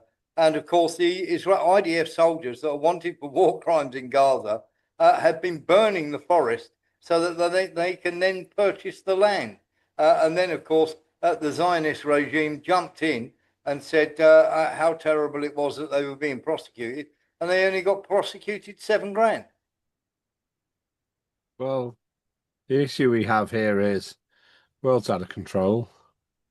The old forces don't realize they're losing power, and the new forces can point to corruption, scandal after corruption scandal, to talk about things like you've just said. One of the problems is so much is wrong that it's impossible to keep up, almost impossible to keep up with testing, checking, establishing what's true and what isn't. I mean, it's stunning, really, when you think about how much is being done wrongly, from Argentina through to Ukraine, Venezuela to Greenland, and all points in between. I think I'd summarize it this way. I imagine this is how it felt in Rome around 300 AD as the Roman Empire was falling to bits. Corruption taking over, nonsense politics. Well, Rome's enemies became stronger, and eventually the Roman Empire became Italy. It's a nice country, but it's not an empire. And I think that's what we're living through now. How else can you explain the level of utter drivel that's been spouted by these fools, by these people? Yeah, and I think you're absolutely right on that. While we're still on the subject of Israelis, let's have a listen to a couple of other things that I think are important. This is Tucker Carlson. Have a listen to this. Miriam Adelson is spending against you. Yes. And she's backing Byron. But I mean, she's an Israeli. And Donald Trump said in his remarks on television in the Knesset to her, you care about Israel more than the United States, which is her right. But how is she a huge player in my country, not her country, my country's politics? Like, how is that allowed? There was some Chinese guy, and he was pretty open about caring a lot more about the CCP than he cares about the United States. It would not be cool to take money from him. And that person would not be allowed to get on TV and be like, I don't like what you're saying about my actual country, therefore I'm going to drown you in gambling money. Well, can you imagine, like, the equivalent? What is going on? Right. Why do we think this is normal? Talk about foreign interference in our elections. Well, Tucker Carlson said it well. I didn't really have a lot of time for him at the beginning. But I have to say, now that he's liberated from the shackles of conformity, he speaks the truth, and an awkward truth at that. What he's saying is basically that Israel has special rights to do whatever it pleases, Well, and partly because of that circular system where America gives Israel money, Israel spends it, and a proportion of it on lobbying. So it's a circular system. And then Israel says that if you criticize Israel, you're anti-Semitic, which is clearly nonsense because they are mixing up a country and a religion. So, it's stupid. I mean, it's obviously stupid. As I've said many times before, it's like saying that we should blame the Catholic. So it'd be like criticizing Tony Blair for his illegal war in Iraq and saying, "Oh, you're anti-Catholic because he's a Catholic." It's stupid. You know, it's a stupid argument. But unfortunately, we don't have capacity, the intellectual capacity in our politicians, by and large, to deal with it. It's a very dark time. You know, it's a very dark time. I've never known in my life there to be such a deficit of good politicians. Nor I. And such a deficit of common sense. Here's a bit more, Tucker Carlson. So I want to ask about the foreign flag thing.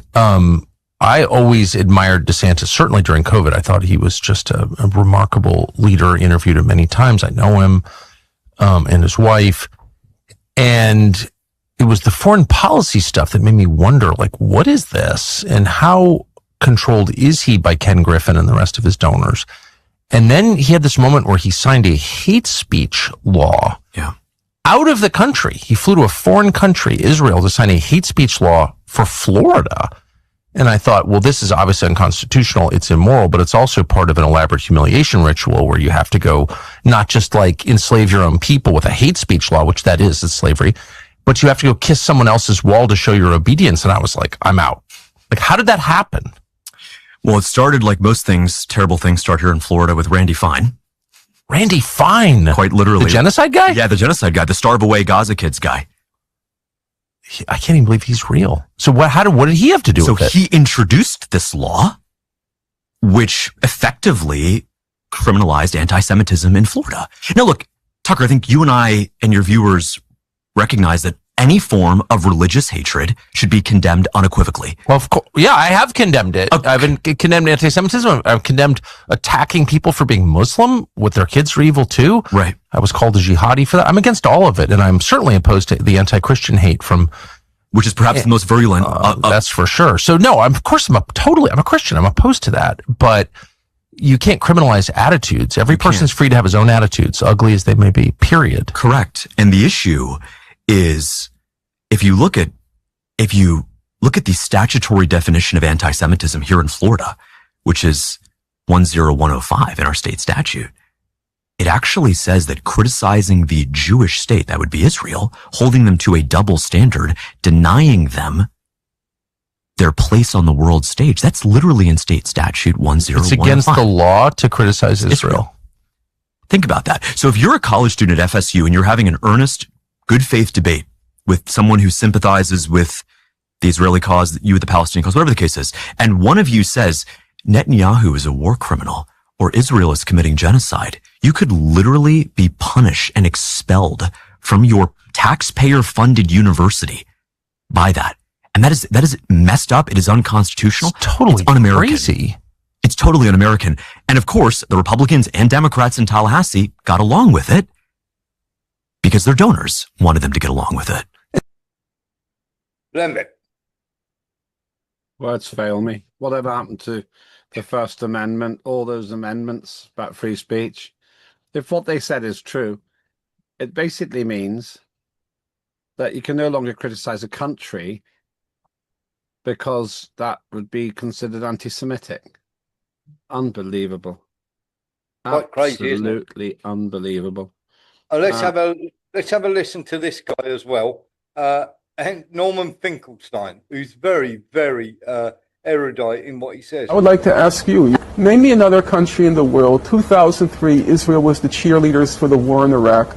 2006, it went into war in Lebanon. 2008, 2009, it attacked Gaza. Now it talks about attacking Iran. If you read the Israeli papers every day, they talk about, should we attack Gaza? Should we attack Lebanon? Should we attack Syria? Name me another country in the world that falls into that category. Well, that's a lunatic state. Israel would point to a number of its neighbors and say exactly the same thing. You show me how many countries has Iran planned to attack?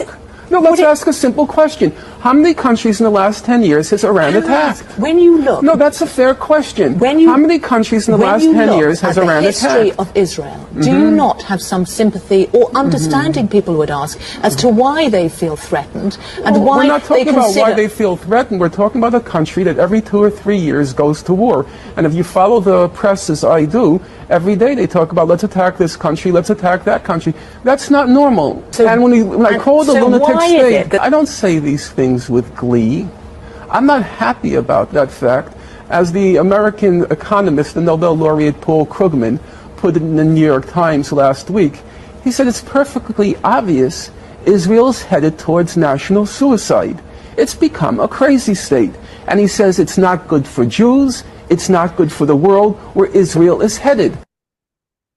Lembit is with us back again in a minute with a bit of luck. Hopefully Lembit will be back online in a sec. Yeah, I was listening. Yeah, I was Lembit, listening. he's right, isn't he? Yeah. Well, Israel has made a mistake, and it's called hubris. Thinks they can do anything because it's got powerful friends. And to an extent, it has been able to do anything. That doesn't mean it should have been doing it. But more seriously still, that is ending now because it's got even more powerful enemies now. And it's misbehaved. Israel is misbehaving. Same way that I would say that in Britain, the current government's misbehaving. You don't say, oh, well, you better not criticize them because they'll be accused of being anti-atheist because Starmer's an atheist. And so Israel should be treated like everybody else. The difficulty they've got is now that people are losing patience. A lot of people who aren't very political are sick and tired of seeing children dying in Gaza and women and non-combatants. The overwhelming majority of deaths in Gaza were civilians, have been civilians. And what I'm worried about now is in this utter chaotic ignorance, where people say, "I better not say anything about Israel because I'll be accused of being anti-Semitic." They're carrying on, but that doesn't help Israel either. If you indulge a bully, they'll never grow out of it. No, exactly that. Mark Onza. Aren't your American military industrial complex is either Israel owned or has a large ownership by Israeli people? I knew this question would come up sometime. Hang on 2 seconds. I do have the answer to that. 7 of the top 10 American companies have Israel CEOs or Jewish CEOs. There you go. That should tell you everything you need to know. So have a little look at this as well. I would like, because I wouldn't want us to walk away from here with a general sense that the panel accepts that the notion of WMDs in Iraq is a good example of fake news. To me, that is not a good example of fake news.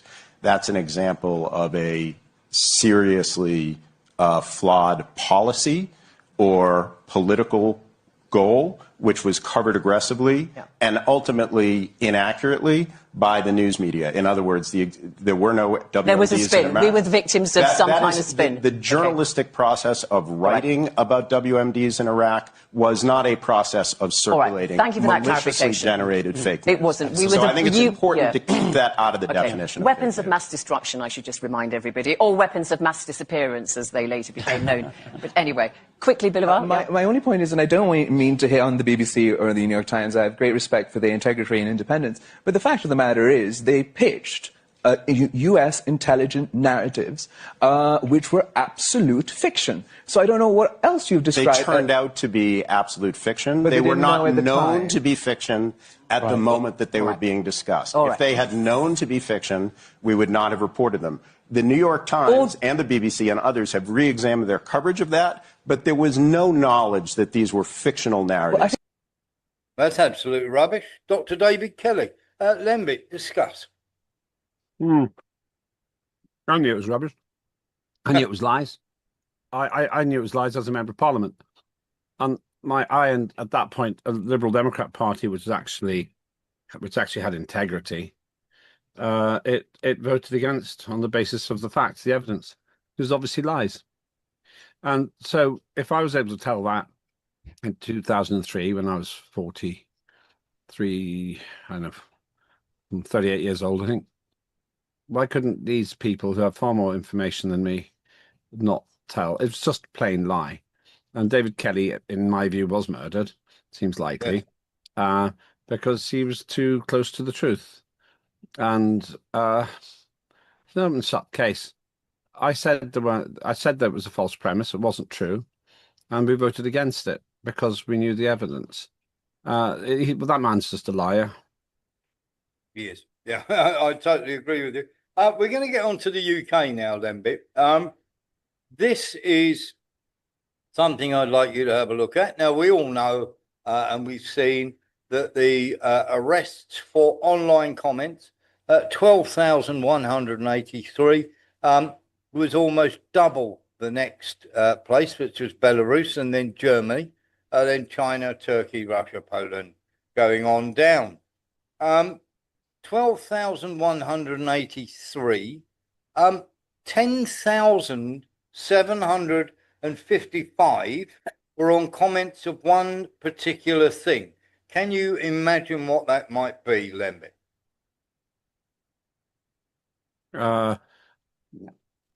Gender politics? No.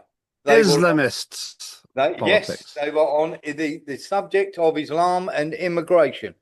10,755 arrests.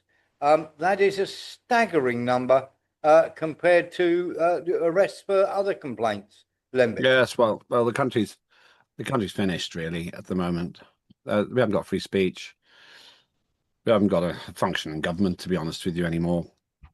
We haven't got a competent prime minister. We've got a joke cabinet. We're irrelevant on the world stage. But instead of trying to improve their performance, they try to shut us all up. Just in those statistics, there's a really horrendous one buried in there. Right, there are 8 times more arrests in Britain for free speech, for hurty words, than in China. Right, 8 times more, according to that list. Yep. But China's population is 20 times larger. That means you are 160 times more likely to be arrested in Britain for saying something which the state doesn't like than in China. And we moan to China about free speech. Give me a break. Yeah, absolutely. It seems absolutely crazy, doesn't it? Louis Bastos, you had your hand up, buddy. Hi, Lambert and Warren. Good morning, Warren. Evening, Lambert. Good morning. Can you tell me where they put all these people if the jails in England are too full? Where do these people go if the jails are full? Well, they got a brilliant solution for that. They let out criminals, so they can put more. They can put people in prison for saying things that some people find upsetting or offensive, or perish the thought, are critical of Islamist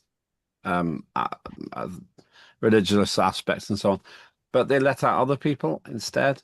So it's a good question. The fact that people can spend a year languishing in prison for having said something on the internet, while somebody else who actually called for the slitting of throats, Councillor Ricky Jones, Labour Councillor Ricky Jones, actually called for the killing of people, walked away scot-free. Just shows the politicisation of the judiciary in this country now. Yeah. Thank you. And you're welcome, buddy. Andy FX asked a question. In your opinion, Lembit, will X be banned? No. No, And there's a simple reason. Because that's a declaration of war. And to take on the richest man in the world like that, it's a declaration of war. And I'll tell you what will happen if that occurs. Everyone will go onto VPN so that nobody knows where you are. Secondly, many of us will directly challenge the state to arrest us, which will look absolutely terrible. And thirdly, people who regard social media as their only trusted source of news now, because things like the BBC aren't trusted anymore, and the government certainly isn't trusted anymore, they will, in my opinion, withdraw their consent from this government, and Britain will become ungovernable. Okay. Let's have a look at this, Lembit, because we're going to play a game here. I want you to tell me the age range of the surrendering Ukrainian soldiers? 55. 55, Звание, фамилия, 50 имя, to отчество, 60. год рождения, подразделение. Солдат Михальчук Олександр Васильович, 18.08.89. So you're going 56, the first one? No, okay, I'll say he's 56. Бригада. Okay. Солдат Слободенюк Василь Петрович, 1985 року народження, 2 серпня. 14-та бригада, солдат. Бригада. 14-та. Звание, фамилия, имя, Старший отчество. сержант Буряк Олександр Леонідович, 16.06.99, 14-та бригада. Камеру 42. смотрим, все. Еще один отвернется. Старший солдат Иткулов Руслан Рафикович, 50. 14-я бригада. 24.08.80. Старший солдат Жарков Даниль. Громче. 45. Старший солдат Жарков Даниль Авадович, 1995 року народження. Thank you very much. And it's a wonderful thing that you've just done there, Lembit, because you've absolutely proved the point that I am about to make. War changes and ages people unbelievably.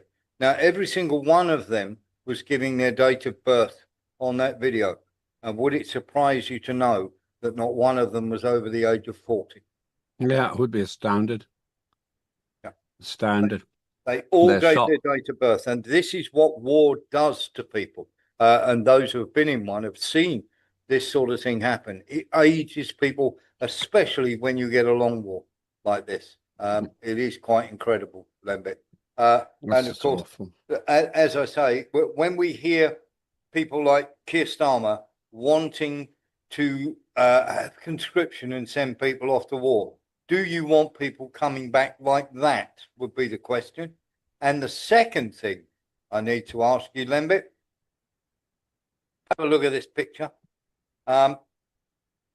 This is in Germany, and this is every single Ukrainian that is now trying to get a new visa, as the Germans, as we said that they would, are talking about repatriating back to Ukraine 500,000 Ukrainians that are currently in their country.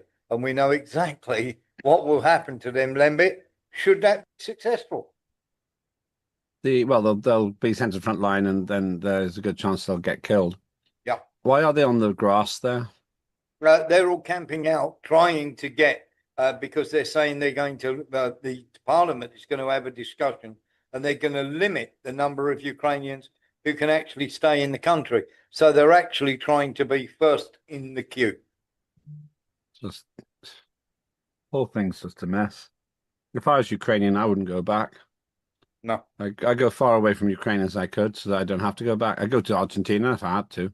Yeah, exactly. Why go into the meat grinder? You're not going to change anything. You just get killed, and then everything carries on as it was carrying on. Absolutely that. Louis Bastos. Sorry, that area there is in front of the big Jewish memorial for Auschwitz. It's a big monument where they're sitting or close to it. Yeah. I was there in 2008 at that area. It's all by the Jewish memorial. Yeah. And of course, that's where they've decided to camp, because they're gonna try and get these, should we say, be one of the lucky ones. Let's talk of some stupidity, Lembit. We've had, first of all, in Britain, we've had some nonsense regarding this. This is a story by Francine Wolfiz. We've checked this out. It's complete rubbish. There's going to be a ballistic missile carrying a 200-kilogram warhead for Ukraine that can destroy Russian targets as far as Moscow. They're new hypersonic missiles, Lembit. I was like, wow, that's impressive. I've not heard anything about this at all. So I spoke to my contact, and he said the whole story, it's a complete nonsense story. They haven't got any ballistic missile, hypersonic missile like this whatsoever. Why are they even saying it then? Yeah. Why are they saying it? Why are they saying it? because the Oreshniks frighten the living daylights out of everyone. I see. Okay. It does seem quite strange, doesn't it? While we're on the subject, drones. While we're still talking about Germany, Lembit, drones have been were launched apparently inside of Germany, and it took the Germans over 11 hours to be able to bring these drones down, which they say are military in design. But they have not yet come out and accused Russia of it. Now, this is the Arrow 3 air defense system, Lembit, and eventually they were taken down by conventional means.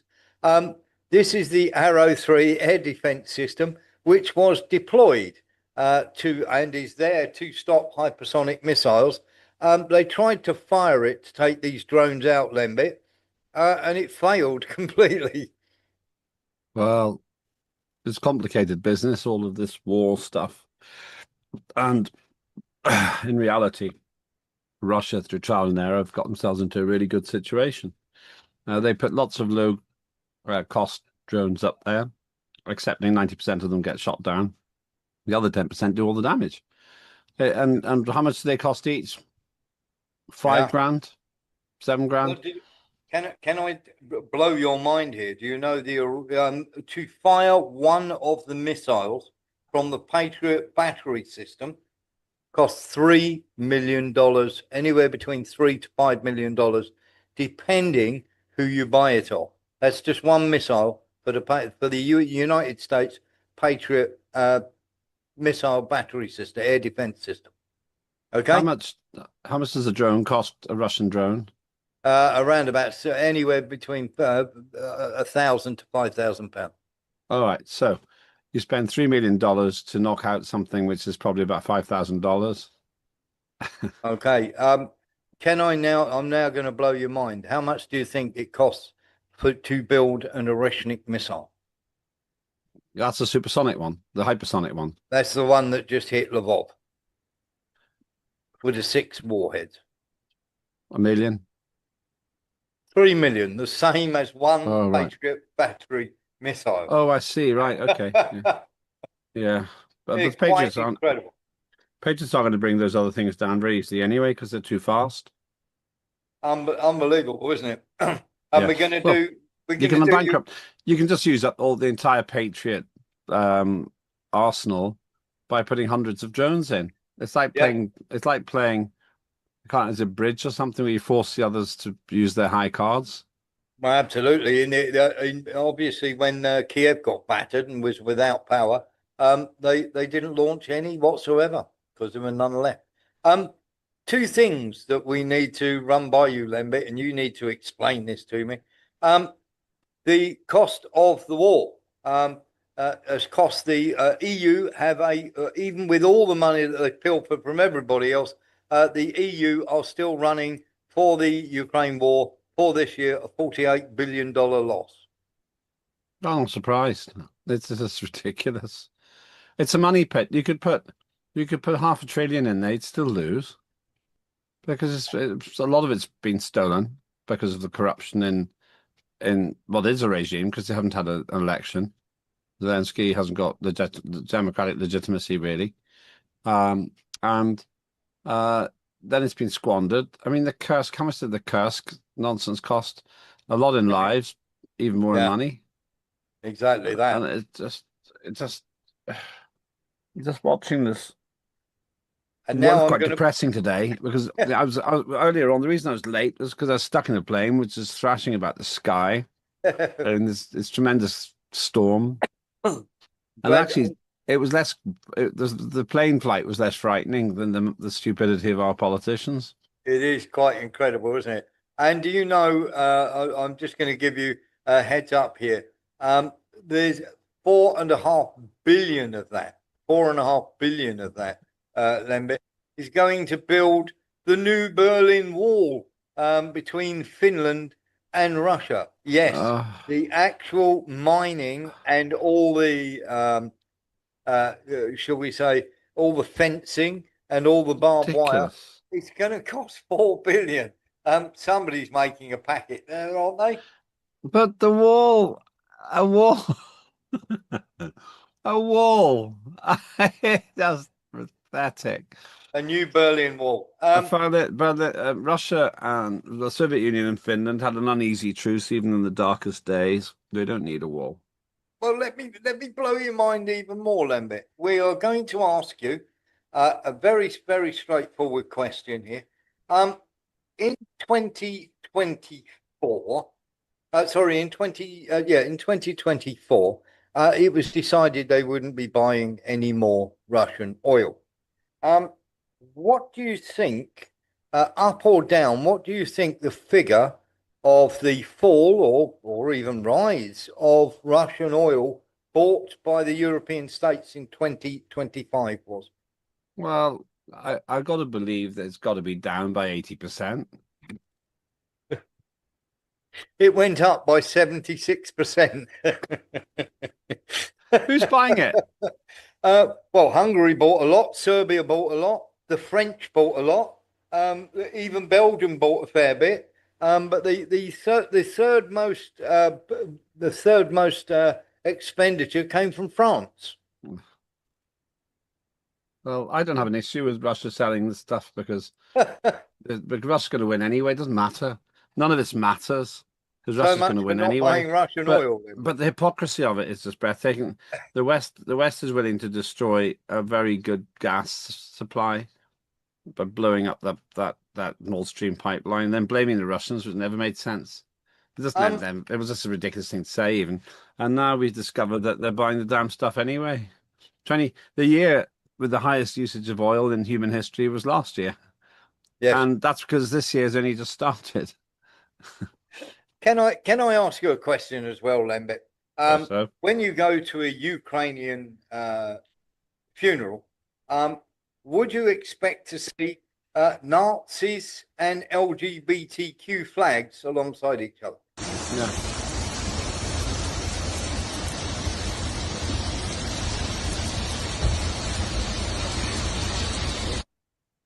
So the red and black flags were Bandera flags, and of course part of the Azov neo-Nazi regime, and also they were having LGBTQ flags.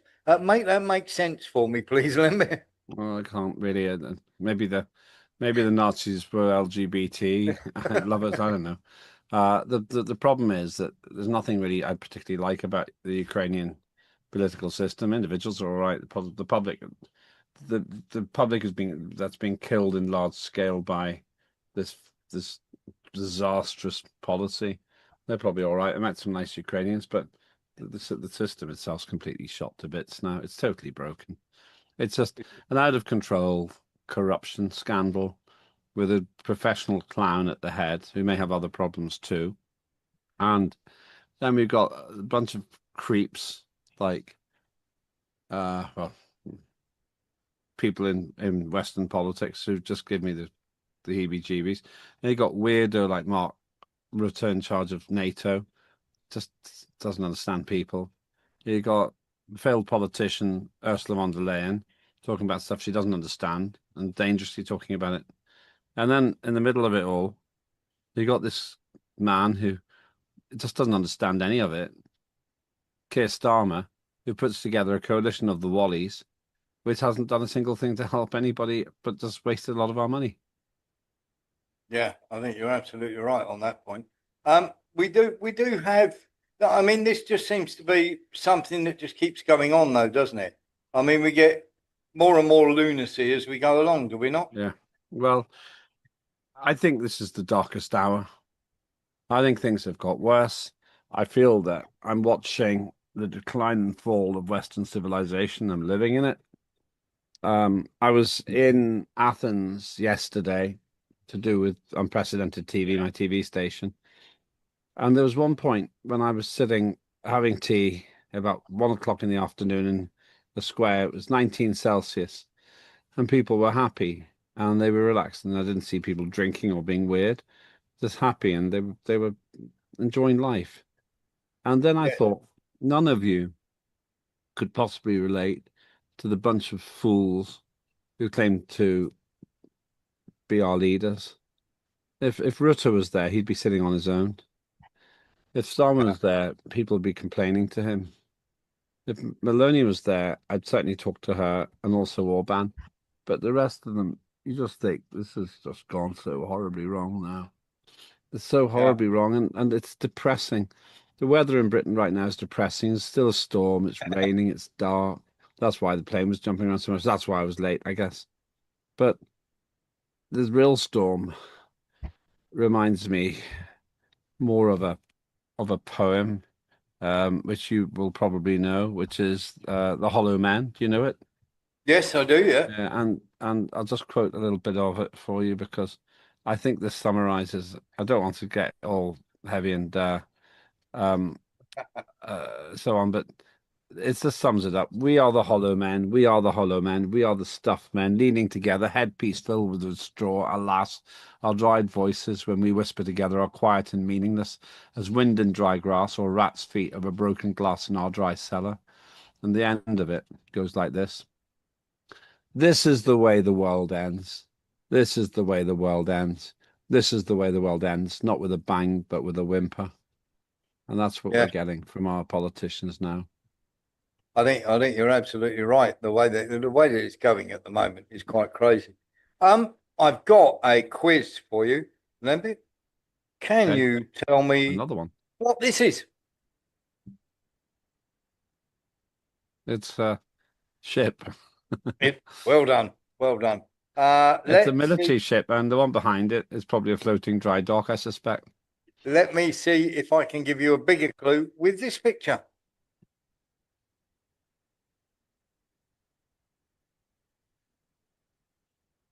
Okay. Is it a Russian thing? Okay. Louis Bastos is about to tell us because he's a bit of a nautical cove. This is China, Russia, and South Africa are doing sea trials or military training in South Africa. They are. This is the BRICS Navy that they are putting together, Lembit, to protect their oil tankers. And they are going to be using, once they've got this all ironed out, there's China, Russia, South Africa, and many other countries are going to be joining in to protect their oil tankers and guide them through the high seas. That's amazing. This is the consequence of the foolishness which we've been seeing here. Bear in mind, again, as I said earlier on, the United Kingdom is now guilty of complicit of being involved in this. They're complicit in the activity by helping and purloining other people's ships, Ukrainian ships, from what you said, in international waters is a really bad look. It's just terrible they've done that. Not good. It's not good. Comedic almost. Yeah. Somebody pop their hand up then. Yeah, quick one, Warren. Is it a bit of a case that with China they might have some like what I call unemployed ships where they won't actually have people on them as well? Well, you never know. That wouldn't be a bad idea, would it? Let's have a look at the state of America for a bit of fun. We've got a couple of things for you before we go. This is over a pizza. Apparently, this happened in San Francisco, Lembit. Never come between a man and his pizza.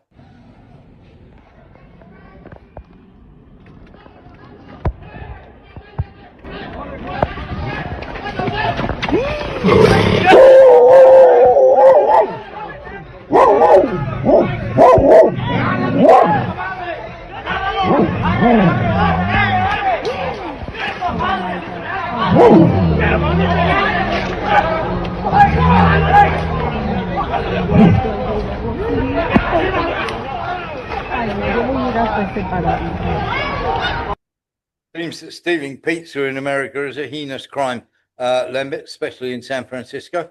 Let's have a night ride through LA for a minute. We're going to pop up right here. Excuse me, thank you very much. So I can give you guys a little bit more accurate feeling of what it feels like to ride through here. Got my light off and we're creeping. Here's how we're looking. Pretty wild. Go ahead and get off the sidewalk. Here we are. Let me show you guys what this is like after dark. It's a whole new scene. It's a lot different than it is during the day, to say the least. Squeeze my way through. But you know, as long as you mind your business, you don't really have much of a problem. Just want to keep on rolling. It's actually not too bad right now. A lot of people waiting for a transit bus. This is, yeah. Look at this, bro. What's going on back here? I don't even want to get too involved. It's crazy again. Oh my God. Damn, bro. Oh. Clearly it's not doing much. I'm going to go ahead and say that. Yeah, it doesn't really seem like it's doing too much. I did not mean to beam directly in that guy's face. I didn't mean to do it. There we go. Los Angeles. Various parts of California and America seem to look like this. They've got a real problem, haven't they? Yeah, they have. They looked to me like many of them were subject to that very bad drug, fentanyl. Yeah. But you could find places like that in Britain, I'm sorry to say. Maybe not quite that bad. But it's just, just the decline and fall of Western civilization. Does seem that. But this species of ours has got great potential and great capacity. But yeah, I've seen people destroy themselves in this country, and somehow they just couldn't overcome their demons. But it's totally out of control now, I think. Mark Onza, and then we've got one final item. Yeah.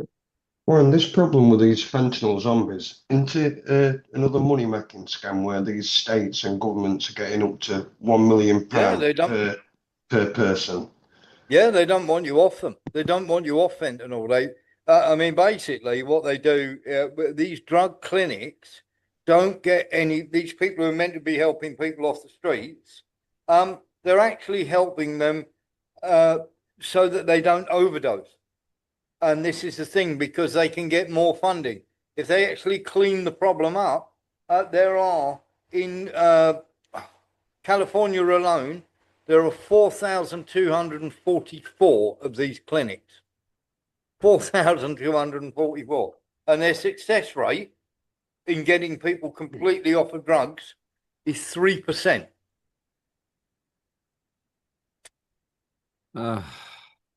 And the funding, have a guess how much the funding is? Millions. $1 billion a year. 3.6 billion a year. So if they are successful and get you off the drugs, they don't get any more funding. Crazy, isn't it? Extraordinary, yeah. One last story, because this is important. Oh, we got somebody putting their hand up. Eric? Yeah. They found out that approximately 65 to 70% of that money was going towards salary and upper level of those places, and only about 25 to 30% was trickling down. As all charities do. As all charities do. You're absolutely right. But we are going to give a big shout out and a joyous story, really, for the little guy. At the weekend, now the American people might not know this too much, but we have a game here called football. You call it, we throw it about in the air, but over there you call it soccer. But the FA Cup, the third round of the FA Cup took place, and statistically on Saturday, the holders of the FA Cup, Crystal Palace, were knocked out by Macclesfield Town. Now, we get cup upsets and everything else. Statistically, Macclesfield were the lowest ever rated team ever to knock out one of the big boys. So they were 116 places below Crystal Palace in the table, in the obviously the tiers of the leagues and everything else. And this happened, would you believe?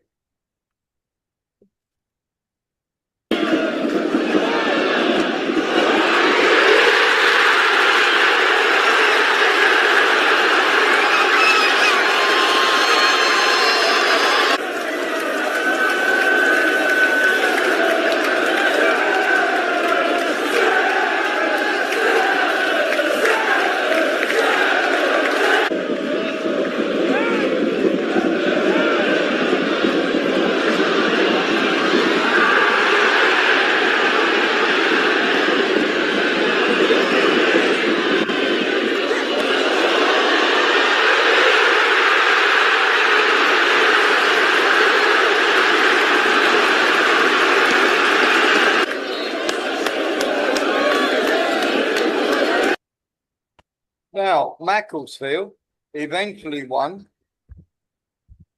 by 2-1. And just to let you know, that 7 years ago, a millionaire bought the club after he'd been out on a 5-day bender as a joke. And of course, they turned the club around. And now, of course, they've created the biggest upset in FA Cup history statistically. Robert. Not only Macclesfield, but Mansfield have beaten from the League Two, I think, have beaten Sheffield United at Sheffield. Yes, they have. Also, Weston-super-Mare lost 3-2.